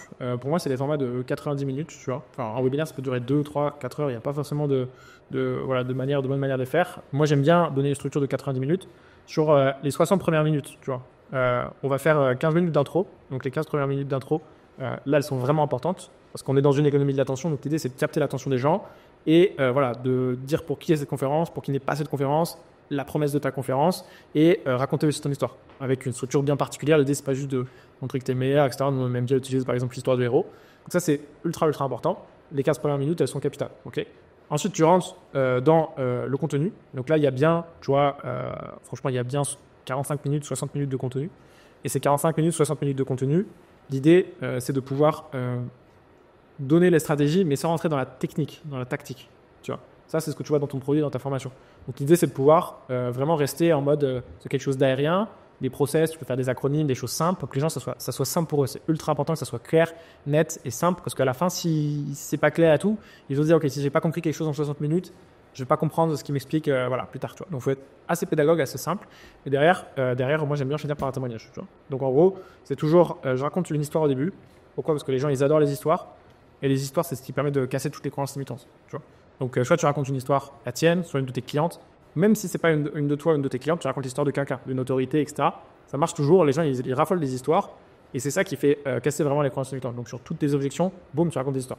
Ensuite, tu parles de ta stratégie. Okay. Et ensuite, je finis toujours par un témoignage. Le témoignage, c'est pas ce qui est le nécessaire, mais ça amplifie ton marketing. Tu vois. Donc ça, c'est important. Derrière, après, moi, j'aime bien faire 3 secrets. Donc, je vais partager 3 fois cette trame. 1, 2, 3. C'est pour ça que j'ai coupé 15 minutes, 15 minutes, 15 minutes. Et ces 3 secrets, ils vont lever les plus grosses objections. Tu vois. Donc voilà. Et l'idée, on parlait du véhicule, tu sais, que tout à l'heure. En gros, pour que les gens montent la montagne, tu vois, je sais plus où elle est cette montagne. L'idée, c'est que tu crées un véhicule qui soit pas révolutionnaire, mais en gros, que les gens ils comprennent que... dégueulasse ma voiture, mais en gros, les gens ils comprennent que ta méthode c'est la meilleure. Parce que les gens ils ont tout entendu, ils voient plein de choses à droite à gauche. Donc l'idée et le but de ton webinaire, c'est convaincre vraiment que ton véhicule, que ta méthode, c'est ce qui va permettre d'aller chercher le résultat qu'ils veulent. Tu vois. Et ça, c'est trop important. Tu me disais comment tu repackages, etc. En vrai, c'est vraiment le véhicule. C'est quoi le véhicule, en fait, tu vois. Et ça marche bien, des fois, de changer ton véhicule. Parce que les gens ils vont se dire, OK, c'est nouveau, etc. Donc, changer le véhicule, changer le marketing de ton véhicule, ça marche bien. Même si ça reste peut-être ta même méthode que tu enseignes derrière, changer la chose, ça, c'est vraiment plus simple. Donc, Et tu l'axes toujours autour des objections potentielles des clients. Complètement. Et je vais penser à c'est quoi leur frein, que ce soit interne ou externe. Mais le plus important, c'est de leur prouver que mon véhicule, c'est le meilleur. Donc, pour leur prouver que mon véhicule, c'est le meilleur, j'adore raconter des histoires, que ce soit de moi ou des autres. Ok. Et voilà. Et après, derrière, tu arrives dans la phase de l'offre. Donc là, c'est les 60 premières minutes. Et après, tu as la phase de l'offre. Donc là, l'offre, c'est vraiment... Hop là. C'est vraiment le plus important. Hein. Avant ça, tu as ce qu'on appelle un pivot. L'idée, c'est de faire la transition entre le contenu et l'offre. Si tu arrives brutalement en mode, OK, là, gars, je vais vous vendre un truc, ça va pas marcher, tu vois. Donc, tu as ce pivot qui est assez fin à faire. Voilà, il y a plein de manières à le faire. Et derrière, après, tu as l'offre qui dure bien 30 minutes. Tu viens présenter justement tous les éléments qu'on a vus ensemble, la garantie, le bonus, etc., etc. Tu fais ton offre, tu ouvres tes ventes en direct ou tu ouvres ta prise de call, tu vois. Et derrière, par exemple, nous, on a fait 1000 calls le premier soir, tu vois. Et après, sur un challenge, c'est un webinaire tous les soirs, donc tu vas repitcher. Nous, on pitch pas le premier jour pour créer de la confiance, tu vois. Bon, on va pitcher que le deuxième jour, donc il y aura certes moins de monde, mais au moins plus de confiance. Et derrière, après, tu réouvres aussi des créneaux la semaine. Après, le plus important, c'est de finir par la FAQ. Donc la phase de questions-réponses, c'est trop puissant. Pourquoi ? Parce que ça permet aux gens de pouvoir en fait avoir des réponses à leurs questions, et toi, tu peux casser les objections en live devant tout le monde. Tu vois. Ça, c'est trop puissant. C'est ça la différence avec... c'est pour ça que j'aime pas la VSL, les tunnels, les pages de vente, les machins, les trucs. Parce qu'en vrai, ton prospect, il va peut-être intéressé par ce que tu fais, mais au final, en fait, il va pas avoir de réponse directe. En vrai, l'intérêt, il est maintenant, l'attention, elle est maintenant, donc il faut que tu casses l'objection maintenant. Et ça, c'est trop puissant. Et derrière, c'est ça qui va le faire passer à l'action. Donc voilà. Voilà un petit peu pour la trame. Et ça, si tu fais sur un challenge sur 3 jours, tu fais ça tous les soirs. Enfin, sur 3 jours après le premier jour, donc il y a toujours de la confiance. Sur 5 jours, etc. Ça va être galère de trouver du contenu quand même sur plusieurs jours, non ? Non, pas tant que ça. Ouais. Honnêtement, pas tant que ça. Et tu répètes ça en fait sur. Non, c'est juste que c'est dilué. C'est ton webinaire qui est dilué. Donc tu vas un peu plus en profondeur sur les choses. Et chaque jour, tu as un thème aussi. Tu vois, donc tu vas aborder un thème en particulier. Et en vrai, quand tu parles de ton expertise, de ta passion, franchement, et ça passe très vite. Learning, ça passe super vite. Donc. Et comment tu te débrouilles pour que les gens passent de là à ton webinaire au webinaire qui se présente ? Ouais, ça c'est ce que je parlais très rapidement tout à l'heure de ça. C'est le gros souci des webinaires, c'est le taux de présence. C'est-à-dire en fait, les gens s'inscrivent à ton webinaire, mais ils viennent pas, tu vois. Et donc en fait, pour faire venir les gens à ton webinaire, il y a 2 choses. Il y a les rappels, tu vois, et 2, en fait, le message, la hype. Je dirais la hype. Tu vois. Et donc plus tu vas mettre de hype, entre guillemets, plus tu vas mettre de rappels. Alors, c'est pas toujours vrai, un moment, et si tu mets trop de rappels, les gens vont se sentir spammés, ils vont pas venir. Et l'idée, c'est de faire du marketing, ce qu'on appelle multicanal. Donc, tu vois, moi, j'aime bien faire un groupe WhatsApp dès que je fais un webinaire. J'aime bien envoyer des messages WhatsApp, des SMS, envoyer des petits messages audio automatiques, des choses comme ça. En plus des mails, parce que les mails, en vrai, il y a que 20% des gens qui les ouvrent. Et ensuite, créer de la hype. Tu vois. Ça, c'est trop puissant. Et ça, c'est là où ceux qui ont un personal branding, c'est un vrai plus. Parce que dès qu'ils ont un personal branding, la hype est déjà de base, tu vois. Donc il faut un événement pour la première fois, boum, c'est plié. Alors que quand t'as rien, t'es nobody, etc., cette hype, il faut que ce soit bon, tu vois, pour la créer. Donc déjà, peut-être sur ta page de remerciement, tu fais une super vidéo, dans tes mails, tu les chauffes, etc., etc. Les gens, ils viennent par curiosité et ils viennent parce qu'ils sont hypés, ils sentent que tu peux les aider, tu vois. Donc ça, c'est ultra important. Donc t'as un côté psychologique et ensuite un côté rappel multicanal. Ok. Donc voilà. Sur les rappels multicanaux, c'est des automatisations qui partent. Des automatisations. SMS. Ouais, c'est ça. Mail, SMS, des phone calls, WhatsApp, des notifications calendrier automatiques, des choses comme ça. Ça, c'est un peu la techno que j'ai créée que justement je donne à tous ceux qu'on accompagne. Parce que c'est vrai que c'est souvent pas assez lourd, mais c'est un peu plus technique que juste faire une VSL, tu vois. Ouais, c'est le nerf de la guerre au final sur les webinaires. Ouais, parce que si tu doubles ton taux de présence, déjà, tu as des belles stats. Alors, ça va pas doubler tes ventes, hein, comme je disais tout à l'heure, c'est tout un système. Mais en tout cas, c'est là comme ça que moi, j'ai pu... tu vois, Mohamed, il a fait plus d'1 million d'inscrits à son webinaire, tu vois. Il avait une page de pin horrible et il a fait plus d'1 million de personnes qui s'étaient inscrites parce que tout était minutieusement, franchement, c'était chirurgical, tu vois. Tout était optimisé de A à Z, le taux de présence était excellent, etc., etc. Alors que dans la d'autres dans son domaine qui n'étaient pas capables de dépenser plus. Et en fait, c'est que des maths, tu vois. Si tu es bon, genre, tu arrives à dépenser 2 fois plus que tes concurrents, tu arrives à ramener 2 fois plus de monde à tes webinaires, etc., etc. Si tu es meilleur à chaque fois, c'est pour ça que tu peux scaler aussi fort. Donc, nous, si on arrive à faire des chiffres, entre guillemets, aussi gros, alors qu'on est personne, tu vois, on n'a pas de brand, etc., c'est qu'on est excellent sur chaque pilier. Tu vois. Et les gros piliers que tu vas regarder, toi, en tant que CEO, c'est quoi les grosses data lorsque tu fais un lancement? On a parlé des ads, tu perds le coût par lead. Qu'est-ce que tu vas regarder ensuite? Ouais, chaque pôle. Donc, je vais regarder, comme tu dis, les ads. Tu vois, ça, c'est le premier truc. Ensuite, après, je vais regarder le nombre de calls qu'on a, le taux de présence, et ensuite le nombre de calls qu'on a généré, tu vois. Donc, en fait, la qualité du marketing, parce que plus tu as de calls, ça veut dire plus tu as réussi à faire un bon marketing. Donc, sur le webinaire, ouais, tu me sur un call. Exactement. Donc, la qualité du marketing, et là, c'est nombre de calls, tu vois. Hop là. Et ensuite, après, je vais regarder la partie, bien sûr, sales, si c'est du high ticket, si c'est de la vente en direct, le pourcentage de conversion, si c'est de la partie sales, tu vois. Et après, voilà, après le NPS, tout ce qui est satisfaction client, l'onboarding, la qualité de l'onboarding, etc., etc. Okay. Et ça, c'est trop important, on l'oublie souvent. Mais en vrai, nous, on a fait un lancement l'année dernière et franchement, on était tout nus quoi, sur la partie délivrée. On a fait genre 2,8 millions, donc on était tout contents. Mais derrière, après, c'était pas assez structuré, il n'y avait pas assez de coach, etc., etc. Donc heureusement, voilà, après, on a passé toute notre semaine, moi je faisais 4 heures de coaching tous les soirs, tu vois.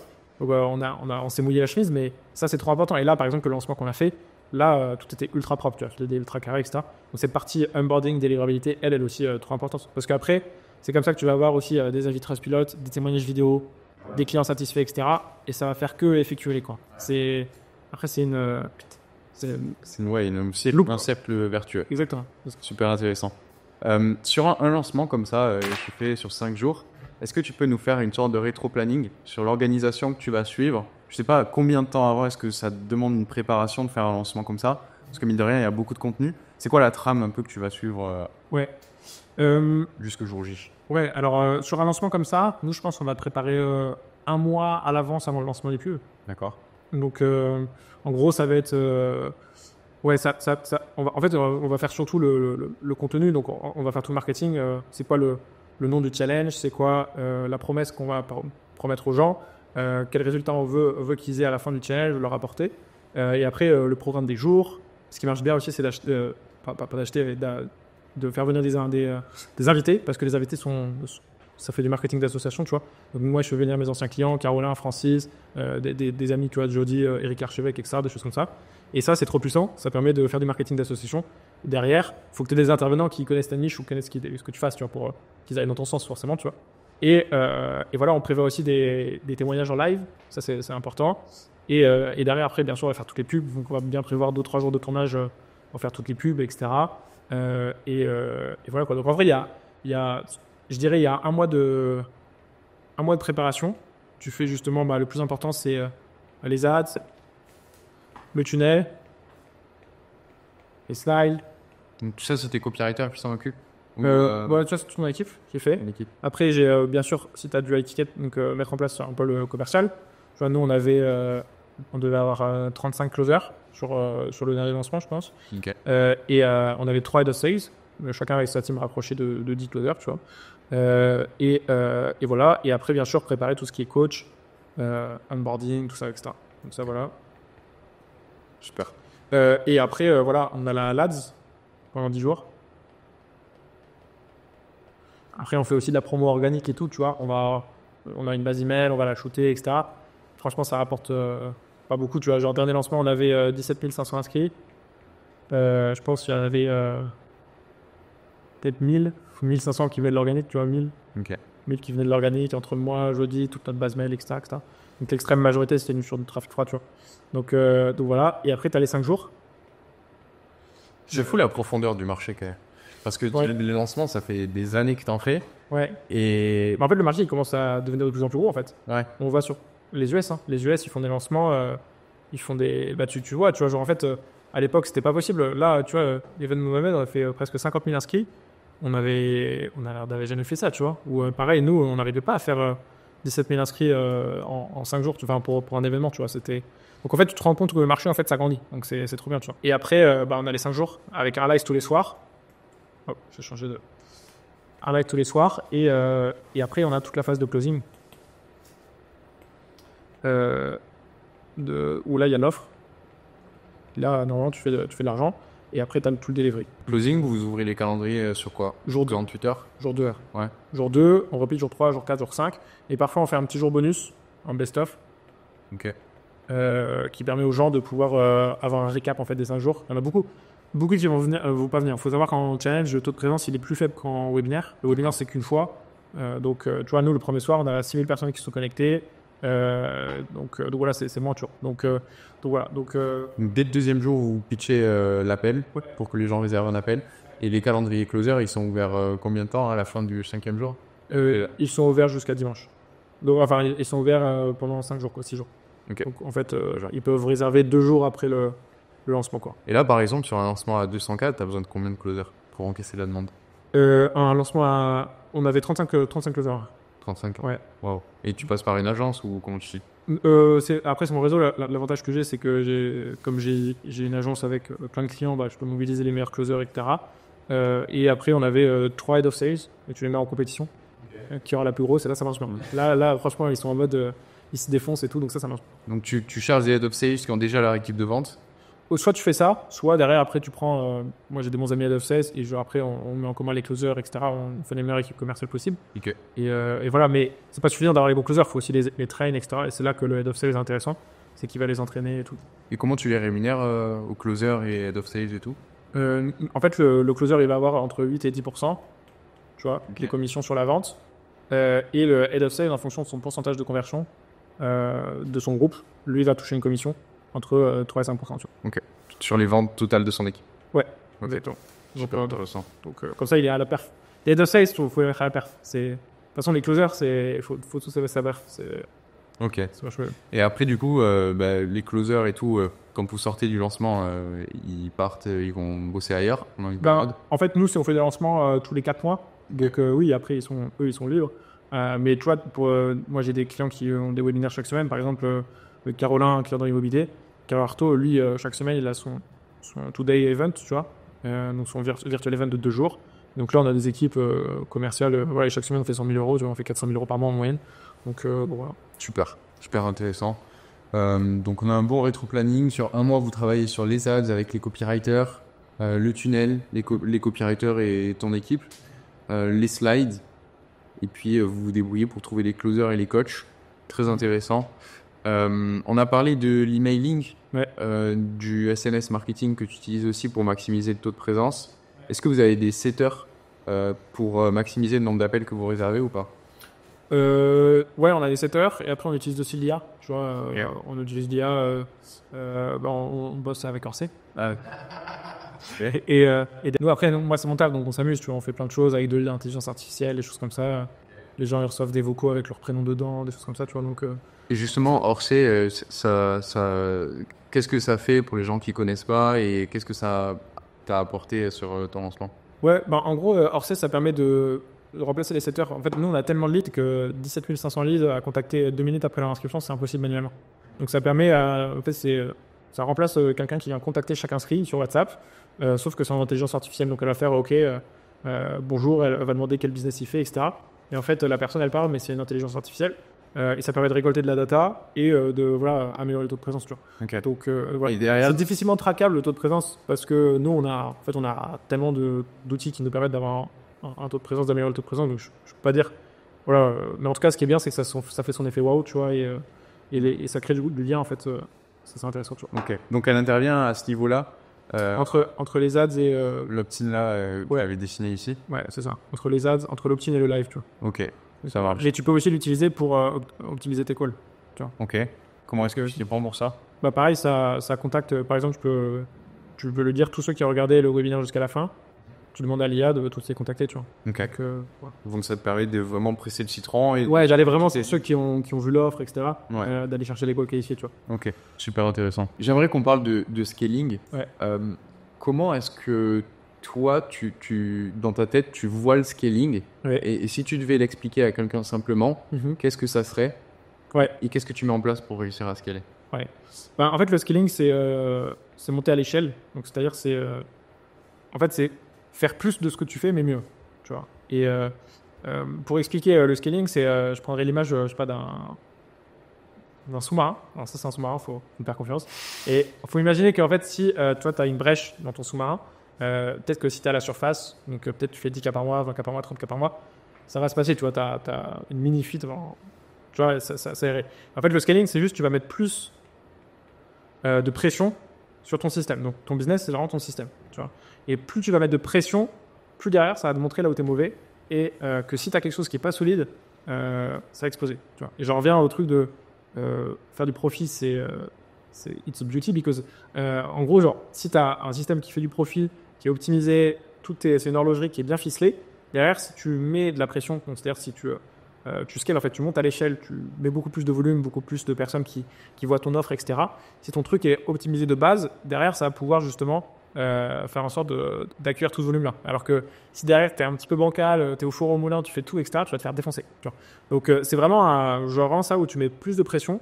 Et ceux qui sont les meilleurs, c'est ceux qui sont justement les plus structurés, qui ont un système qui marche le mieux. Et chacun des pôles de leur entreprise, c'est des rouages qui sont bien ficelés, il y a une bonne organisation, il y a des bons process, il y a une bonne équipe. Derrière, ils vont pouvoir aller de plus en plus en profondeur. Tu vois. Et donc ça, c'est un peu l'image que je me fais du scaling, c'est être capable de mettre de la pression sur un système, donc là, ton business, et d'aller chercher des montants, voilà, des 100K par mois, 200K, 500K par mois, 1 million par mois. Et ça, forcément, c'est pas possible sur la publicité aujourd'hui, à part si t'es la référence, enfin, si t'es un énorme branding, tu vois.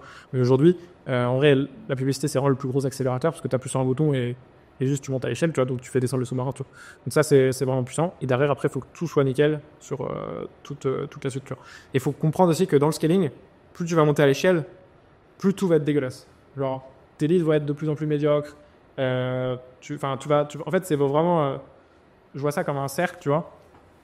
Ça, c'est ton business. Plus tu vas aller loin, plus ton audience, elle va être moins qualifiée. Et à un moment, tu vas arriver dans une zone, ça rend pas beau. Tu vas arriver dans une zone où vraiment les gens, ils vont être vraiment pas du tout qualifiés, etc. Donc, tu as aussi ce sweet spot à trouver où c'est quoi ma vitesse de croisière où je peux avoir le maximum de leads, le maximum de ventes, le maximum de volume pour le minimum de budget publicitaire. Okay. Et donc ça, c'est vraiment trouver le retour sur investissement. La règle que j'aime bien me fixer, c'est déjà la première étape, c'est faire tes 15 premières ventes. Tu vois, ça c'est la base. Tu fais tes 15 premières ventes, tu valides ton produit. Ensuite, après, tu vas au 10K par mois stable. Tu vois. Et après, si tu as un retour sur investissement en publicité, donc tu ouvres la publicité, tu vas peut-être faire tes premiers mois à 30K, etc.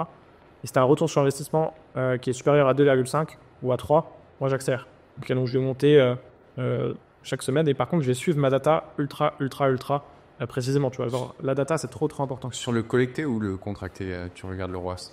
Moi je regarde les deux. En vrai je regarde les deux, mais tu vois genre sur le contracté faut pas que je sois le collecté pardon faut pas que je sois à moins de 1,5. Ok, donc 1,5 et 2,5 sur le contrat. Ouais. Et je vais suivre la data, ça c'est trop important, c'est d'avoir une data qui est fiable, qui est solide, de la suivre bien précisément, et derrière après de mettre de plus en plus de pression. Et en vrai en scaling aussi, j'ai l'impression qu'il faut pas hésiter à tester de nouvelles choses, un peu think outside the box, c'est-à-dire à réussir à prendre de la hauteur, à se dire ok on va tester ça. Tu vois nous on a déjà payé des affiliés, on a mis des parpaings un peu à droite à gauche. Après on a de très gros budgets publicitaires, mais des fois, tu peux pas faire juste plus de ce qui marche. Des fois, il faut être obligé d'innover, de créer et de tester une nouvelle stratégie, tu vois, pour sortir. Et ça, c'est ça qui fait la différence, tu vois. Donc, vous avez été content sur l'affiliation? L'affiliation, l'affiliation, la leçon que j'en tire, c'est l'erreur qu'on a fait, c'est qu'on a dit à tout le monde, ok, on fait de l'affiliation, on lance un programme, genre à tous nos clients, tous ceux qui ont des toutes petites communautés, etc. Ça fout plein de bordel et ça apporte très peu de résultats. Il vaut mieux travailler avec 10 professionnels qui ont des grosses audiences, qui font ça depuis 3, 4, 5 ans, qui sont très solides et surtout eux qui vont apporter de la qualité. Et nous, on a 2-3 affiliés qui nous ont rapporté 90% des ventes des affiliés, tu vois. Donc j'ai un affilié, un ancien client, et il nous a rapporté genre 400 000 euros, tu vois. Incroyable. Donc c'est ouf, quoi. Génial. Donc ouais, j'aime bien cette image du sous-marin pour le scaling, c'est hyper intéressant. Si je comprends bien, l'erreur que font la plupart des entrepreneurs quand ils cherchent à scaler, c'est qu'ils ont un système qui n'est pas suffisamment ficelé. Ouais. Et donc, lorsqu'ils vont mettre de la pression sur ce système-là, ils vont se rendre compte que soit ils sont pas rentables, soit ça peut pas être tenable. Et en fait, il y a déjà toi, tu es censé scaler en tant qu'entrepreneur, parce qu'en vrai, comme je disais, c'est un sport de neuvio. Donc si toi, tu n'es pas capable de scaler ton niveau de performance, ton niveau de travail, tu vois, si tu bosses 2-3 heures par jour, non, si tu es à Bali et que ton objectif c'est siroter des cocktails, tu vas pas scaler, tu vois. Donc quand tu es là pour scaler, il faut que tu sois prêt à bosser, à mettre... c'est difficile, le scaling c'est difficile franchement. Et encore une fois, nous, c'est des petits scaling, tu vois, faire 1 million par mois, etc. C'est pas grand chose par rapport à ce que tu peux faire vraiment si tu as mes reward, tu vois. Genre ceux qui font de l'hyperscaling, je pense que c'est n'importe quoi, tu vois. Donc par exemple, Eric Larchevêque, il est passé de première année, je crois, il fait 150 000 avec Ledger, ensuite il fait 300 000. Et après, je crois qu'il fait 40 millions, je crois, un truc comme ça, sur la troisième année. Tu vois. Donc, il a dû recruter en urgence, un truc comme ça, tu vois. Donc, ça n'a rien à voir. Mais déjà, ouais, il faut vraiment que, je pense, que tu sois solide en tant qu'entrepreneur. Et ensuite, après, que ton business en lui-même, que tu le connaisses par cœur, que tu aies confiance aussi avec les gens avec qui tu bosses. Et le scaling, ça va te demander de recruter des talents. Donc, il faut surtout anticiper les recrutements. Ça, c'est alors que tu fais, tu peux pas recruter. Enfin, tu peux pas dire, ok, là, je vais recruter parce que je suis dans le jus, je suis dans la merde, tu vois. C'est le pire moment pour recruter, parce que tu vas prendre un mec à l'arrache, ce serait pas le bon profil. Donc, toujours anticiper aussi en amont. Ça, c'est une erreur que j'ai fait dans l'agence. J'ai voulu scaler l'agence, mais j'ai pas scalé l'humain, tu vois. Et donc, je me suis retrouvé, voilà, j'en ai un qui a fait faire un peu de la route et tout, tu vois, dans mon équipe. Donc on s'est, voilà. Et là, on a rescalé, tu vois. Mais par contre, j'ai été mis à staffer, j'ai une CEO, j'ai plusieurs intégrateurs, etc., etc. Ouais. On parlait de l'importance des compétences et c'est vrai que dans le scaling, il y a cette dimension de recrutement qui est hyper importante. Toi, comment est-ce que tu as fait pour construire ton équipe? C'est quoi ton process de recrutement aujourd'hui? Ouais. C'est hyper important et on a tendance à le sous-estimer. On se dit, ouais, ça vient après, mais au final, le business que tu as actuellement, c'est la résultante de toutes les individualités qui travaillent à l'intérieur. Ouais, complètement. Donc, comment est-ce que tu t'y prends pour recruter des talents? Ouais, bah, en fait, il y a deux choses qui font le succès, je pense, d'une boîte en scaling. C'est, comme tu dis, les humains et ensuite ta culture. Donc, moi, je suis ultra clair sur c'est quoi la mission, la vision de la boîte et c'est quoi les valeurs de ma boîte. Tu vois, c'est quoi l'identité précise de ma boîte, tu vois. Parce que je veux que toutes les personnes qui travaillent avec moi, elles aient la même identité, la même vision, la même mission. Tu vois, donc ça, c'est le filtre à l'entrée. Si ça colle pas, bah déjà, ça va pas bosser avec moi. Tu vois. Donc j'attire aussi des profils qui me ressemblent, pas forcément d'un point de vue compétence ou autre, mais d'un point de vue valeur, qui ont les mêmes valeurs, tu vois, que ce soit sur les résultats clients, l'exigence, le fun, etc. Moi, je suis là pour bosser, tu vois, un peu dans le fun. Enfin, j'ai des valeurs bien précises. Et ça, je les connais par cœur. Chaque réunion d'équipe qu'on fait tous les lundis, on se les rappelle, la vision, la mission, etc. Et les gens, du coup, enfin, ma team, elle est dans ça, tu vois. Et donc, ça, c'était ça. Moi, j'ai pas d'audience, donc c'est compliqué de recruter via les réseaux et tout, parce que c'est plus compliqué. Donc, je sais que j'ai pris des chasseurs de tête, par exemple, pour des intégrateurs, et qui, eux, faisaient le taf d'aller chercher des profils à droite à gauche en mettant des annonces et tout. Et après, moi, je faisais les derniers entretiens. Comment tu faisais les rangs pour trouver des chasseurs de tête? Bah, ça, c'était mon réseau à l'époque, tu vois. Donc, j'ai travaillé avec... Après, en fait, c'est aussi quand tu fais plein de mastermind, etc., ça va super vite, tu vois. Genre, t'as besoin des infos, tu demandes, boum, boum, on te met en relation, etc. Donc voilà, et j'ai eu la chance de tomber sur ça. Des fois, ça a été des collaborateurs des clients que j'ai trouvés. Tu vois, donc, par exemple, mon media buyer qui gère tout mon pôle d'acquisition, c'est la personne il y a 5 ans qui s'occupait de faire le media buying de Mohamed quand j'ai commencé, tu vois. Mais genre, qui dépensait des tout petits budgets, aujourd'hui, il dépense 400 000 euros par mois, tu vois. Donc ça, c'est aussi, et tu peux... En fait, des fois, c'est quelque chose de naturel. Tu trouves des players, tu te rends compte que la personne est ultra performante. Par exemple, nous, dans nos clients de la formation, tu vois, on a identifié 2-3 personnes qui étaient vraiment... en fait, sur un groupe de 100 personnes, tu vas toujours avoir des profils qui sont très avancés ou qui ont une personnalité, tu vas sentir le truc. Et derrière, là, ça va être très puissant. Tu vois. Et donc, nous, on va aussi regarder aussi dans nos clients, dans notre réseau et chasseurs de tête. Tu vois. Et bien sûr, après, tu as les filtres, toujours une période d'essai. Ça fit pas. Des fois, peut-être la personne est bonne, mais ça va pas fitter avec toi ou autre. Et voilà. Et après, la culture d'entreprise que tu crées, ça c'est trop important pour leur parfois. Ok. Comment est-ce que tu vas appliquer des filtres pour arriver à différencier quelqu'un qui a du potentiel et quelqu'un que tu veux pas dans ta boîte? Bah, en vrai, le test, c'est-à-dire le test de compétences déjà, ça c'est tu lui donnes une mission à blanc sur une période de test, lui tu vas vite voir ce qu'il vaut en fait, tu vois. Et ensuite, tu vas bosser avec lui. Moi, j'aime bien faire ce qu'on appelle du shadowing. Donc, c'est-à-dire que tu vas bosser avec lui. Il va essayer de comprendre ce que tu fais, pourquoi tu le fais, comment tu le fais, et derrière repiquer. Tu vois. Et si tu vois qu'il galère ou que ça va pas vite ou que c'est pas très fluide et tout, voilà. Dès que tu as un doute, il n'y a pas de doute. Ça doit dégager. Tu vois. Donc ça, moi, j'aime bien être comme ça. Le shadowing, ça marche super bien. Et c'est comme ça que moi, il monte le plus en compétence après. Tu vois. Ah. Donc voilà. Mais moi, souvent, je fais beaucoup de formations internes parce qu'ils arrivent et moi, je recherche des bons profils. Ils ne sont pas forcément experts dans ce que je demande. Derrière, je vais les monter en compétences et en connaissances. Ce que je veux, c'est que voilà, ils aient déjà le bon caractère qu'ils en veulent, que ce soit des players de base. Tu vois. Et après, c'est très facile de les faire monter en compétences. La connaissance, dès que la personne elle veut, ça, c'est facile. Okay. Là, tu dirais que c'est quoi le temps que tu passes à peu près sur la partie recrutement et même de manière générale en tant que CEO? C'est quoi les grosses missions sur lesquelles tu vas mettre ton focus? Sur la partie recrutement, je passe pas assez de temps, je devrais plus. Aujourd'hui, en fait, c'est plutôt ma CEO qui fait ça. Okay. Moi, en tant que CEO, mon temps, c'est très simple, c'est apprentissage. Donc ça, c'est voilà, je passe 2-3 heures par jour à apprendre, que ce soit dans les mentoring, mastermind, etc. Parce que comme ça, on en revient à la compétence, mais c'est ça qui permet, voilà. Ensuite, c'est résolution de problèmes. Donc, c'est en fait, voilà, c'est quoi les grosses problématiques du moment, la prise de décision. Et ça, les deux choses sont très corrélées, tu vois, mais c'est prendre des bonnes décisions, en vrai, c'est vraiment difficile, tu vois. Et ça me permet vraiment de pouvoir faire les bons choix stratégiques, recruter les bonnes personnes, anticiper, analyser, etc. Et en vrai, c'est ce qui te permet derrière de grandir, tu vois. Après, voilà, parfois des réunions avec mon équipe pour prendre le pouls, etc. Et voilà, après, je suis très en contact avec ma CEO aussi, parce qu'elle gère les opérations. Donc, il faut que ça soit fluide, etc. Et voilà, et après, c'est dans la création. Donc, dans la création, par exemple, pour la formation, pour améliorer le programme, le produit, ou alors bosser sur la strat. Et là, la stratégie, ça, c'est ce que j'aime le plus. Donc, la stratégie, à ce point, un lancement d'un client, on va faire toute la stratégie, va designer tout ça, etc. C'est quoi la stratégie? La stratégie, c'est en fait, en fait, tu veux par exemple, tu as un objectif, tu veux faire 1 million, 2 millions sur 1 million sur un lancement. Ok. La stratégie, c'est quoi les étapes qui vont permettre d'aller arriver à ce résultat. Tu vois. Et donc, tu as les stratégies macro, micro. Et en fait, tu peux toujours aller plus en profondeur, mais l'idée, c'est de dessiner quelque chose au début voilà, qui permet de. Ok, en fait, tu fais ce qu'on appelle du reverse engineering. Donc, tu pars du résultat, c'est où est-ce qu'on veut aller, ok, et comment on va l'atteindre. D'accord. Et là, derrière, après, tu vas regarder chaque étape. Et dans chaque étape, tu as des étapes, et c'est ça qui est intéressant. Tu vois. Donc, et ça, la stratégie, j'adore, ce que j'aime le plus. Avoir cette vision globale au début et faire en sorte que tout soit parfait. Tu vois, un peu toute l'échelle de valeur, tout le process, que le sous-marin soit béton et que derrière, il puisse descendre en profondeur. Tu peux nous dessiner un petit peu ce process de réflexion stratégique? Imaginons que quelqu'un souhaite faire 1 million sur un lancement. Ouais. C'est quoi, toi, le reverse engineering dans l'ordre que tu vas faire pour l'aider à atteindre ce résultat-là?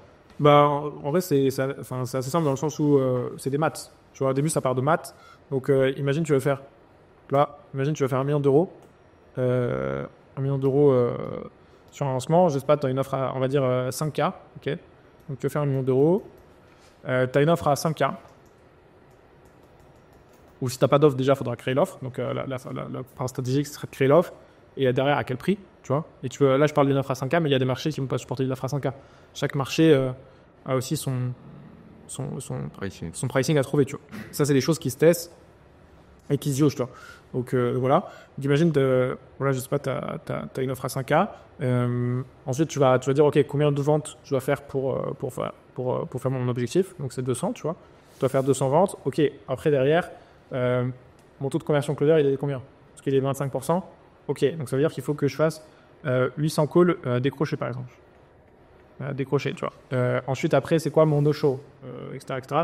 Peut-être ça va être, OK, il faut que je fasse 1000 calls, tu vois. Donc là, j'ai 1000 calls. OK, comment je vais chercher 1000 calls derrière, après, pour aller chercher 1000 calls, je sais qu'il faut que j'ai peut-être 2000, 3000 personnes en live. Tu vois. Moi, je sais qu'on prend généralement 50% des calls, même plus, parce qu'en vrai, là, c'est avec tous les follow-up, etc., donc toutes les ventes, toutes les relances, etc. Donc peut-être il faudrait que j'ai 1500, 2000 personnes en live, tu vois. Donc, pour avoir 2000 personnes en live, peut-être je vais devoir avoir 6000 inscriptions. OK. Et après, là, en fait, tu te dis stratégiquement, là, tu vois, là, tu as des KPI, OK, 5000 inscrits, je peux encore aller plus loin, 6000 inscrits, comment j'ai 6000 inscrits? Peut-être je vais en avoir 1000 avec l'organique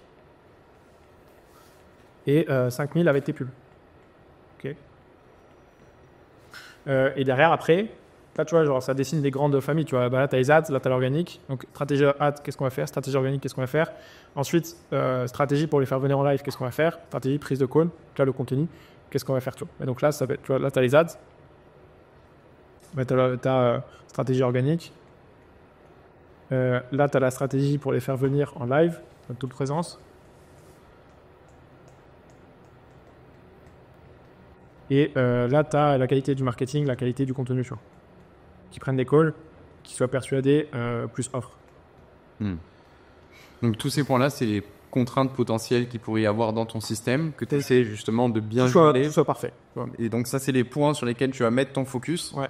Et derrière, une fois que tu les as identifiés, tu mets en place une to-do list pour ton équipe. Ouais. Comment ça se passe? Mais en fait, derrière, après, tu as des pôles, tu vois. Tu vois, là, tu as le pôle ads, pôle organique, pôle technique, tu vois, sur le taux de présence, tout ce qui est tunnel, etc. Et pôle stratégique, où là, ça va être plutôt moi, à la strat, qui va faire le contenu. Tu vois. Donc là, l'idée, pôle ads, moi, j'annonce les objectifs. Tu vois, je vais dire, OK, Max, là, on veut faire 5000 inscrits à la publicité. Et là, on échange, tu vois. Et là, on va faire une stratégie, OK. Le coût par lead, il va être à combien? Il me dit, OK, moi, je pense qu'on peut avoir du lead peut-être à 10 euros. À 10 euros, tu vois. OK, donc ça veut dire que qu'il faudrait dépenser 50 000 euros, tu vois, en publicité, tu vois. On fait un scénario optimiste, un scénario négatif, un scénario attendu, tu vois. Et derrière, après, ok, c'est toujours du reverse engineering. Combien il faut de publicité? Ok, ensuite, après, on passe dans l'action. Donc là, tu vas lister, t'as tout ce que tu dois avoir. Après, c'est quoi les actions à mettre en place? Ok, il faut qu'on recrute un copywriter, il faut qu'on fasse ça, ça, ça. Après, nous, on a un outil de gestion de projet, on utilise Asana. Et ensuite, après, on a Slack pour la communication. Et après, on fait des weekly meetings, puis des daily meetings, tu vois. Sur Zoom, ouais, ça pousse Slack, tu vois. Daily? Bah, en lancement, tu fais des daily. Donc, Okay, t'es obligé. T'as trop de jus. Enfin, t'as trop d'infos, etc. Ça va trop vite, etc. Donc, genre, hier, j'étais à 23h en call avec ma team, tu vois. Okay. Donc voilà, parce qu'il y a un lancement, il y a 9000 personnes en live et tout. Enfin, c'était chaud, tu vois. Donc là, un peu sur ces calls-là, vous faites des points sur les datas, sur là où... Après, on aime bien. Enfin, on aime bien. Après, tu vois, j'ai créé une culture où là, tu vois, on était à 23h, on n'avait pas de raison d'être en call à 23h, juste ils kiffaient tous ou kiffaient être ensemble, tu vois. Donc, là, c'est un autre truc, tu vois. Mais en vrai, l'idée, oui, c'est de faire des crans sur les datas, d'analyser tout ça. Tu vois. Donc, voilà. Super intéressant. Donc ça, c'est vraiment l'aspect stratégique, c'est ce que tu préfères. Faut Ouais. garder l'objectif final et essayer d'allouer tes ressources aux bons endroits pour pouvoir y arriver avec efficacité. Et là, après, tu vois, tu peux te dire, OK, ads, on veut 5000 inscrits. Qui a déjà fait 5000 inscrits sur un event? Et là, tu regardes en France, aux US, tu regardes ce qui se fait, etc. Moi, je suis toujours là à chasser partout. Moi, je m'inscris partout. Franchement, même encore aujourd'hui, je regarde tout ce qui louche, tu vois. Et même si c'est pas bien ou même si la personne, elle fait moins de chiffres que moi, etc., il y a toujours un truc à apprendre, tu vois. Ouais. Et donc, ça, c'est... Itérer avant d'innover. Ouais, et ça, j'adore, tu vois. Okay. C'est quoi ton process de funnel hacking, justement? Donc, tu vas sur la bibliothèque publicitaire Facebook, regarder les ads de la personne. Alors ça, c'est plutôt mon média buyer qui fait ça. Moi, je lui envoie des ads que je trouve sympas et tout, tu vois. Mais sur les ads, à part lui envoyer, je fais pas grand-chose. Après, ouais, je vois aussi, j'analyse les tendances. Tu vois, j'arrive bien à sentir un petit peu les tendances, que ce soit aux US ou autres, tu vois. Et tu vois, j'ai vu, il y avait pas mal d'UGC aux US. Boum, on a fait plein d'UGC, ça marche très bien. Tu vois, en AS, des ugly ads, boum, on a ramené aussi. Donc ça, j'aime bien analyser aussi ce qui se fait aux US et un peu reconnaître c'est quoi les patterns qui reviennent. Tu vois, donc c'est quoi les choses qui reviennent en continu. Dès que tu vois que tu as une nouvelle trend TikTok, etc., tu vois que ça explose un peu partout, boum, tu la prends. C'est un peu la même chose, je pense, sur le tu vois. Ça, c'est sur les ads. Sur la partie tunnel de vente, moi, je vais regarder ceux qui font le plus d'argent, en vrai. Que je pars du principe que voilà, si la personne, elle fait des très gros volumes, c'est que tout a été fait sur une raison pour le tunnel. Ça a été forcément testé, AB testé, etc. Donc, tu as juste à suivre l'argent et regarder où est-ce que c'est fait le plus. Donc, tu regardes les gros acteurs, tu regardes ce qu'ils font, ce qu'ils mettent en place, etc. Et après, tu modélises. Franchement, il n'y a pas de secret. Franchement, c'est assez simple, tu vois. Enfin, je dis pas que c'est facile, dans le sens ça va demander beaucoup de travail, mais c'est simple en mode de strat. Et c'est ça que là, je fais la distinction, tu vois. C'est simple dans le de strat parce qu'on a la chance d'avoir les US qui ont vraiment de l'avance. Donc, on n'a pas besoin d'inventer la tendance, on peut juste la reprendre, tu vois. Et ton œil d'expert, qu'est-ce qu'il va analyser sur un funnel? Le fond du message qu'il va y avoir sur les différentes pages, la forme, qu'est-ce que tu vas regarder, toi? Qu'est-ce que je vais regarder? Je pense que ça va être... il y a bien sûr le message, le copywriting, la social proof, tout ça, etc. Après, c'est souvent les étapes, tu vois, la fluidité par lequel... c'est quoi le parcours par lequel l'inscrit va passer, comment ça va se passer, pourquoi il y a telle chose qui est mise ça à tel endroit. J'adore analyser les scripts de la vidéo, qu'est-ce que les gens disent, pourquoi ils le disent, pourquoi ils disent ça maintenant, etc. Comme j'adore regarder tout un webinaire entier, juste pour entendre les histoires qu'ils racontent, tu vois. Parce que juste les histoires qu'ils racontent, derrière tu les reprends, ça donne des idées, etc. Tu vois.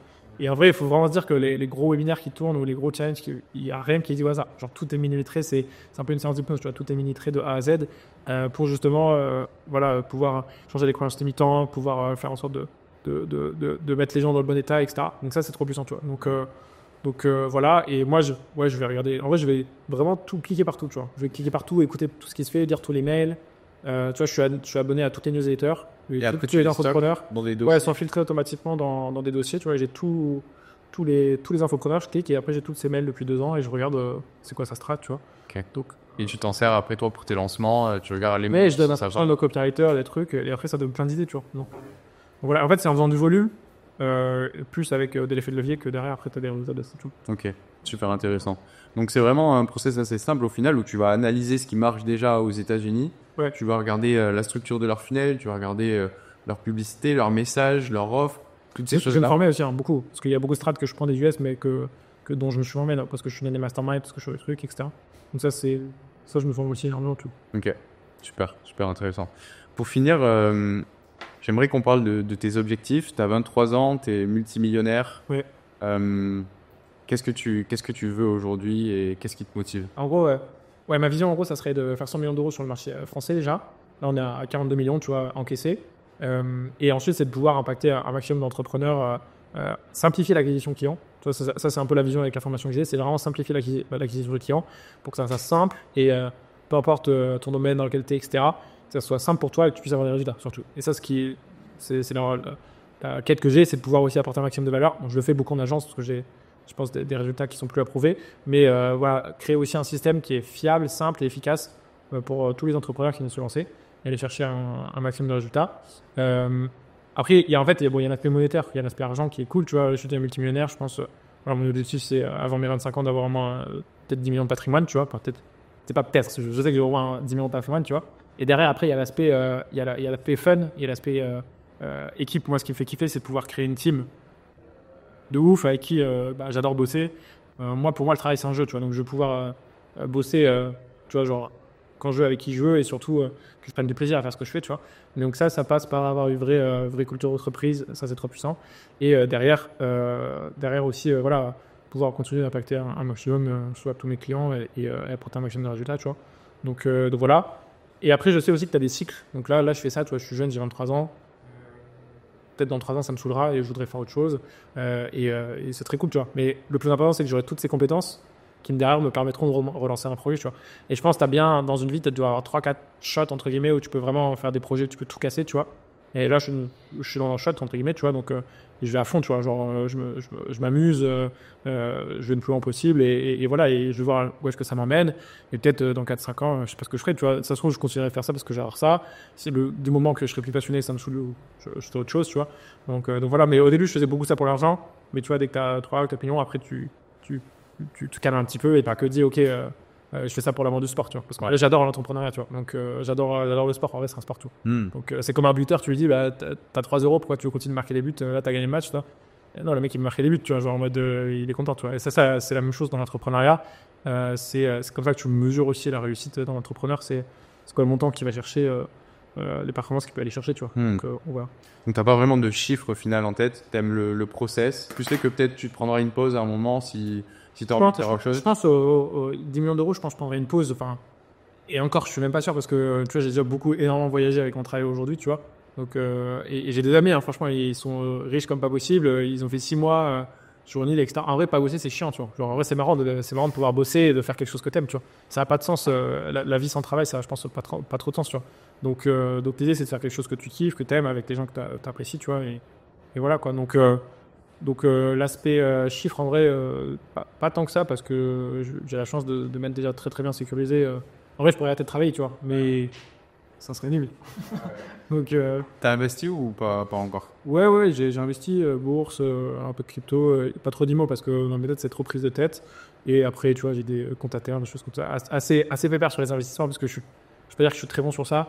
Ma zone de génie, c'est vraiment générer de l'argent. Le gérer, c'est quelque chose d'autre, tu vois. Et moi, j'ai rencontré un mec qui m'avait traumatisé. Il m'avait dit, des petits jeunes comme toi là, qui font plein d'argent, j'en ai vu quelques-uns dans ma carrière. Dans 10 ans, c'est soit tu as bien géré ta thune, tu as été intelligent et tu as fait fructifier ton patrimoine, etc. Soit tu as tout perdu, tu vois. Et ça, en vrai, il avait raison parce qu'il me disait, tu fais des erreurs à la hauteur de ton patrimoine. Et ça, c'est vraiment smart. Tu vois, genre, comme je te disais, tu vois, genre, imagine, tu as 1 million sur le compte, tu vois pas les trucs où tu dis, ok, bah en vrai, je vais mettre 50K sur ce projet, genre c'est 50 000 euros, tu vois, c'est beaucoup d'argent, tu vois. Mais juste comme tu es dans ton monde, tu as 1 million sur le compte ou j'en sais rien, et tu fais des erreurs proportionnelles à la de ton patrimoine, tu vois. Et donc ça, faut faire gaffe à ça, je pense. Et donc c'est pour ça qu'avec l'argent, je suis assez sage. Je sais que ça a la chance de venir, c'est pour partir aussi assez vite, tu vois. Donc je suis assez détendu sur le sujet et voilà quoi. Je bosse et le plus important, c'est moi, tu vois, c'est les compétences que je développe. Les skills que j'ai, et derrière ça, je sais que c'est ma meilleure garantie. Toi, tu peux m'enlever tout ce que tu veux, je te le refais, tu vois. Ouais. Donc ça, c'est cool, tu vois. Super. On est tous les deux croyants. Ouais. Je sais que la religion, c'est quelque chose de très important pour toi. Ouais. Quelle place tu donnerais à la foi dans ta réussite et à quel point ça t'a aidé tout croire en Dieu? Ouais, ben, moi, je suis très croyant depuis 2018, où, tu vois, en 2018, j'ai un peu en y pense avec Dieu, tu vois, et derrière, ça a vraiment, pour le coup, vraiment transformé la manière dont je vis et changé ma vie, tu vois. Ça m'a permis vraiment de... Enfin, à la fois, c'est trop puissant, tu vois. Genre, c'est une force qui te permet de peu importe si il vente, il neige, d'avancer et d'être un peu en confiance. Ça, cette sensation de pouvoir de te sentir solide sur les appuis, en confiance, et de pouvoir tout casser et peu importe ce qui se passe, tu sais que voilà, t'es entre guillemets, ça va aller et c'est ok, tu vois. Ça, c'est trop puissant. Et après, moi, à la fois, ce qui est le plus important pour moi, tu vois, c'est ma priorité. Je suis très pratiquement, tu vois, je vais à la messe tous les dimanches, même à Dubaï, tu vois. Et voilà. Et après, moi, voilà, je prie tous les jours. Enfin, ça me pousse déjà à devenir une meilleure personne. Et surtout, ouais, ça me donne. La foi, c'est trop puissant. Ça te donne en vrai, ça casse tout, ça soulève des montagnes. C'est un peu cliché, tu vois, mais ça permet. Moi, je sais que c'est là, dans les moments un peu difficiles, on en a tous, dans l'entrepreneuriat et tout, d'avoir cette foi. Ça permet d'aller de l'avant, d'avancer et surtout de se sentir toujours bien, quoi. Donc, voilà. Super intéressant. Ouais. Merci beaucoup, Jean, pour ton partage. Merci pour ton temps. Où est-ce que les gens qui regardent la vidéo peuvent te suivre? Des fois, je suis actif sur Instagram dès que je l'installe. Donc, vous voyez Jean-HDR. Et sinon, n'hésitez pas à venir à d'autres challenges et tout. Même pas pour acheter un produit, mais pour analyser. Franchement, moi, je le fais et je vous invite, tu vois, à tous le faire. Dès que vous voyez des pubs, à cliquer dessus, à vous inscrire, à voir le process, à comprendre, etc. Et en plus d'apprendre des choses, voilà, c'est comme ça que vous pourrez les répliquer aussi pour votre business. Donc voilà, restez focus, croyez en vous et soyez passionnés par ce que vous faites et vous allez tout niquer. Super, merci beaucoup. Avec plaisir. Abonnez-vous et puis on se retrouve dans une prochaine vidéo. Ciao, ciao.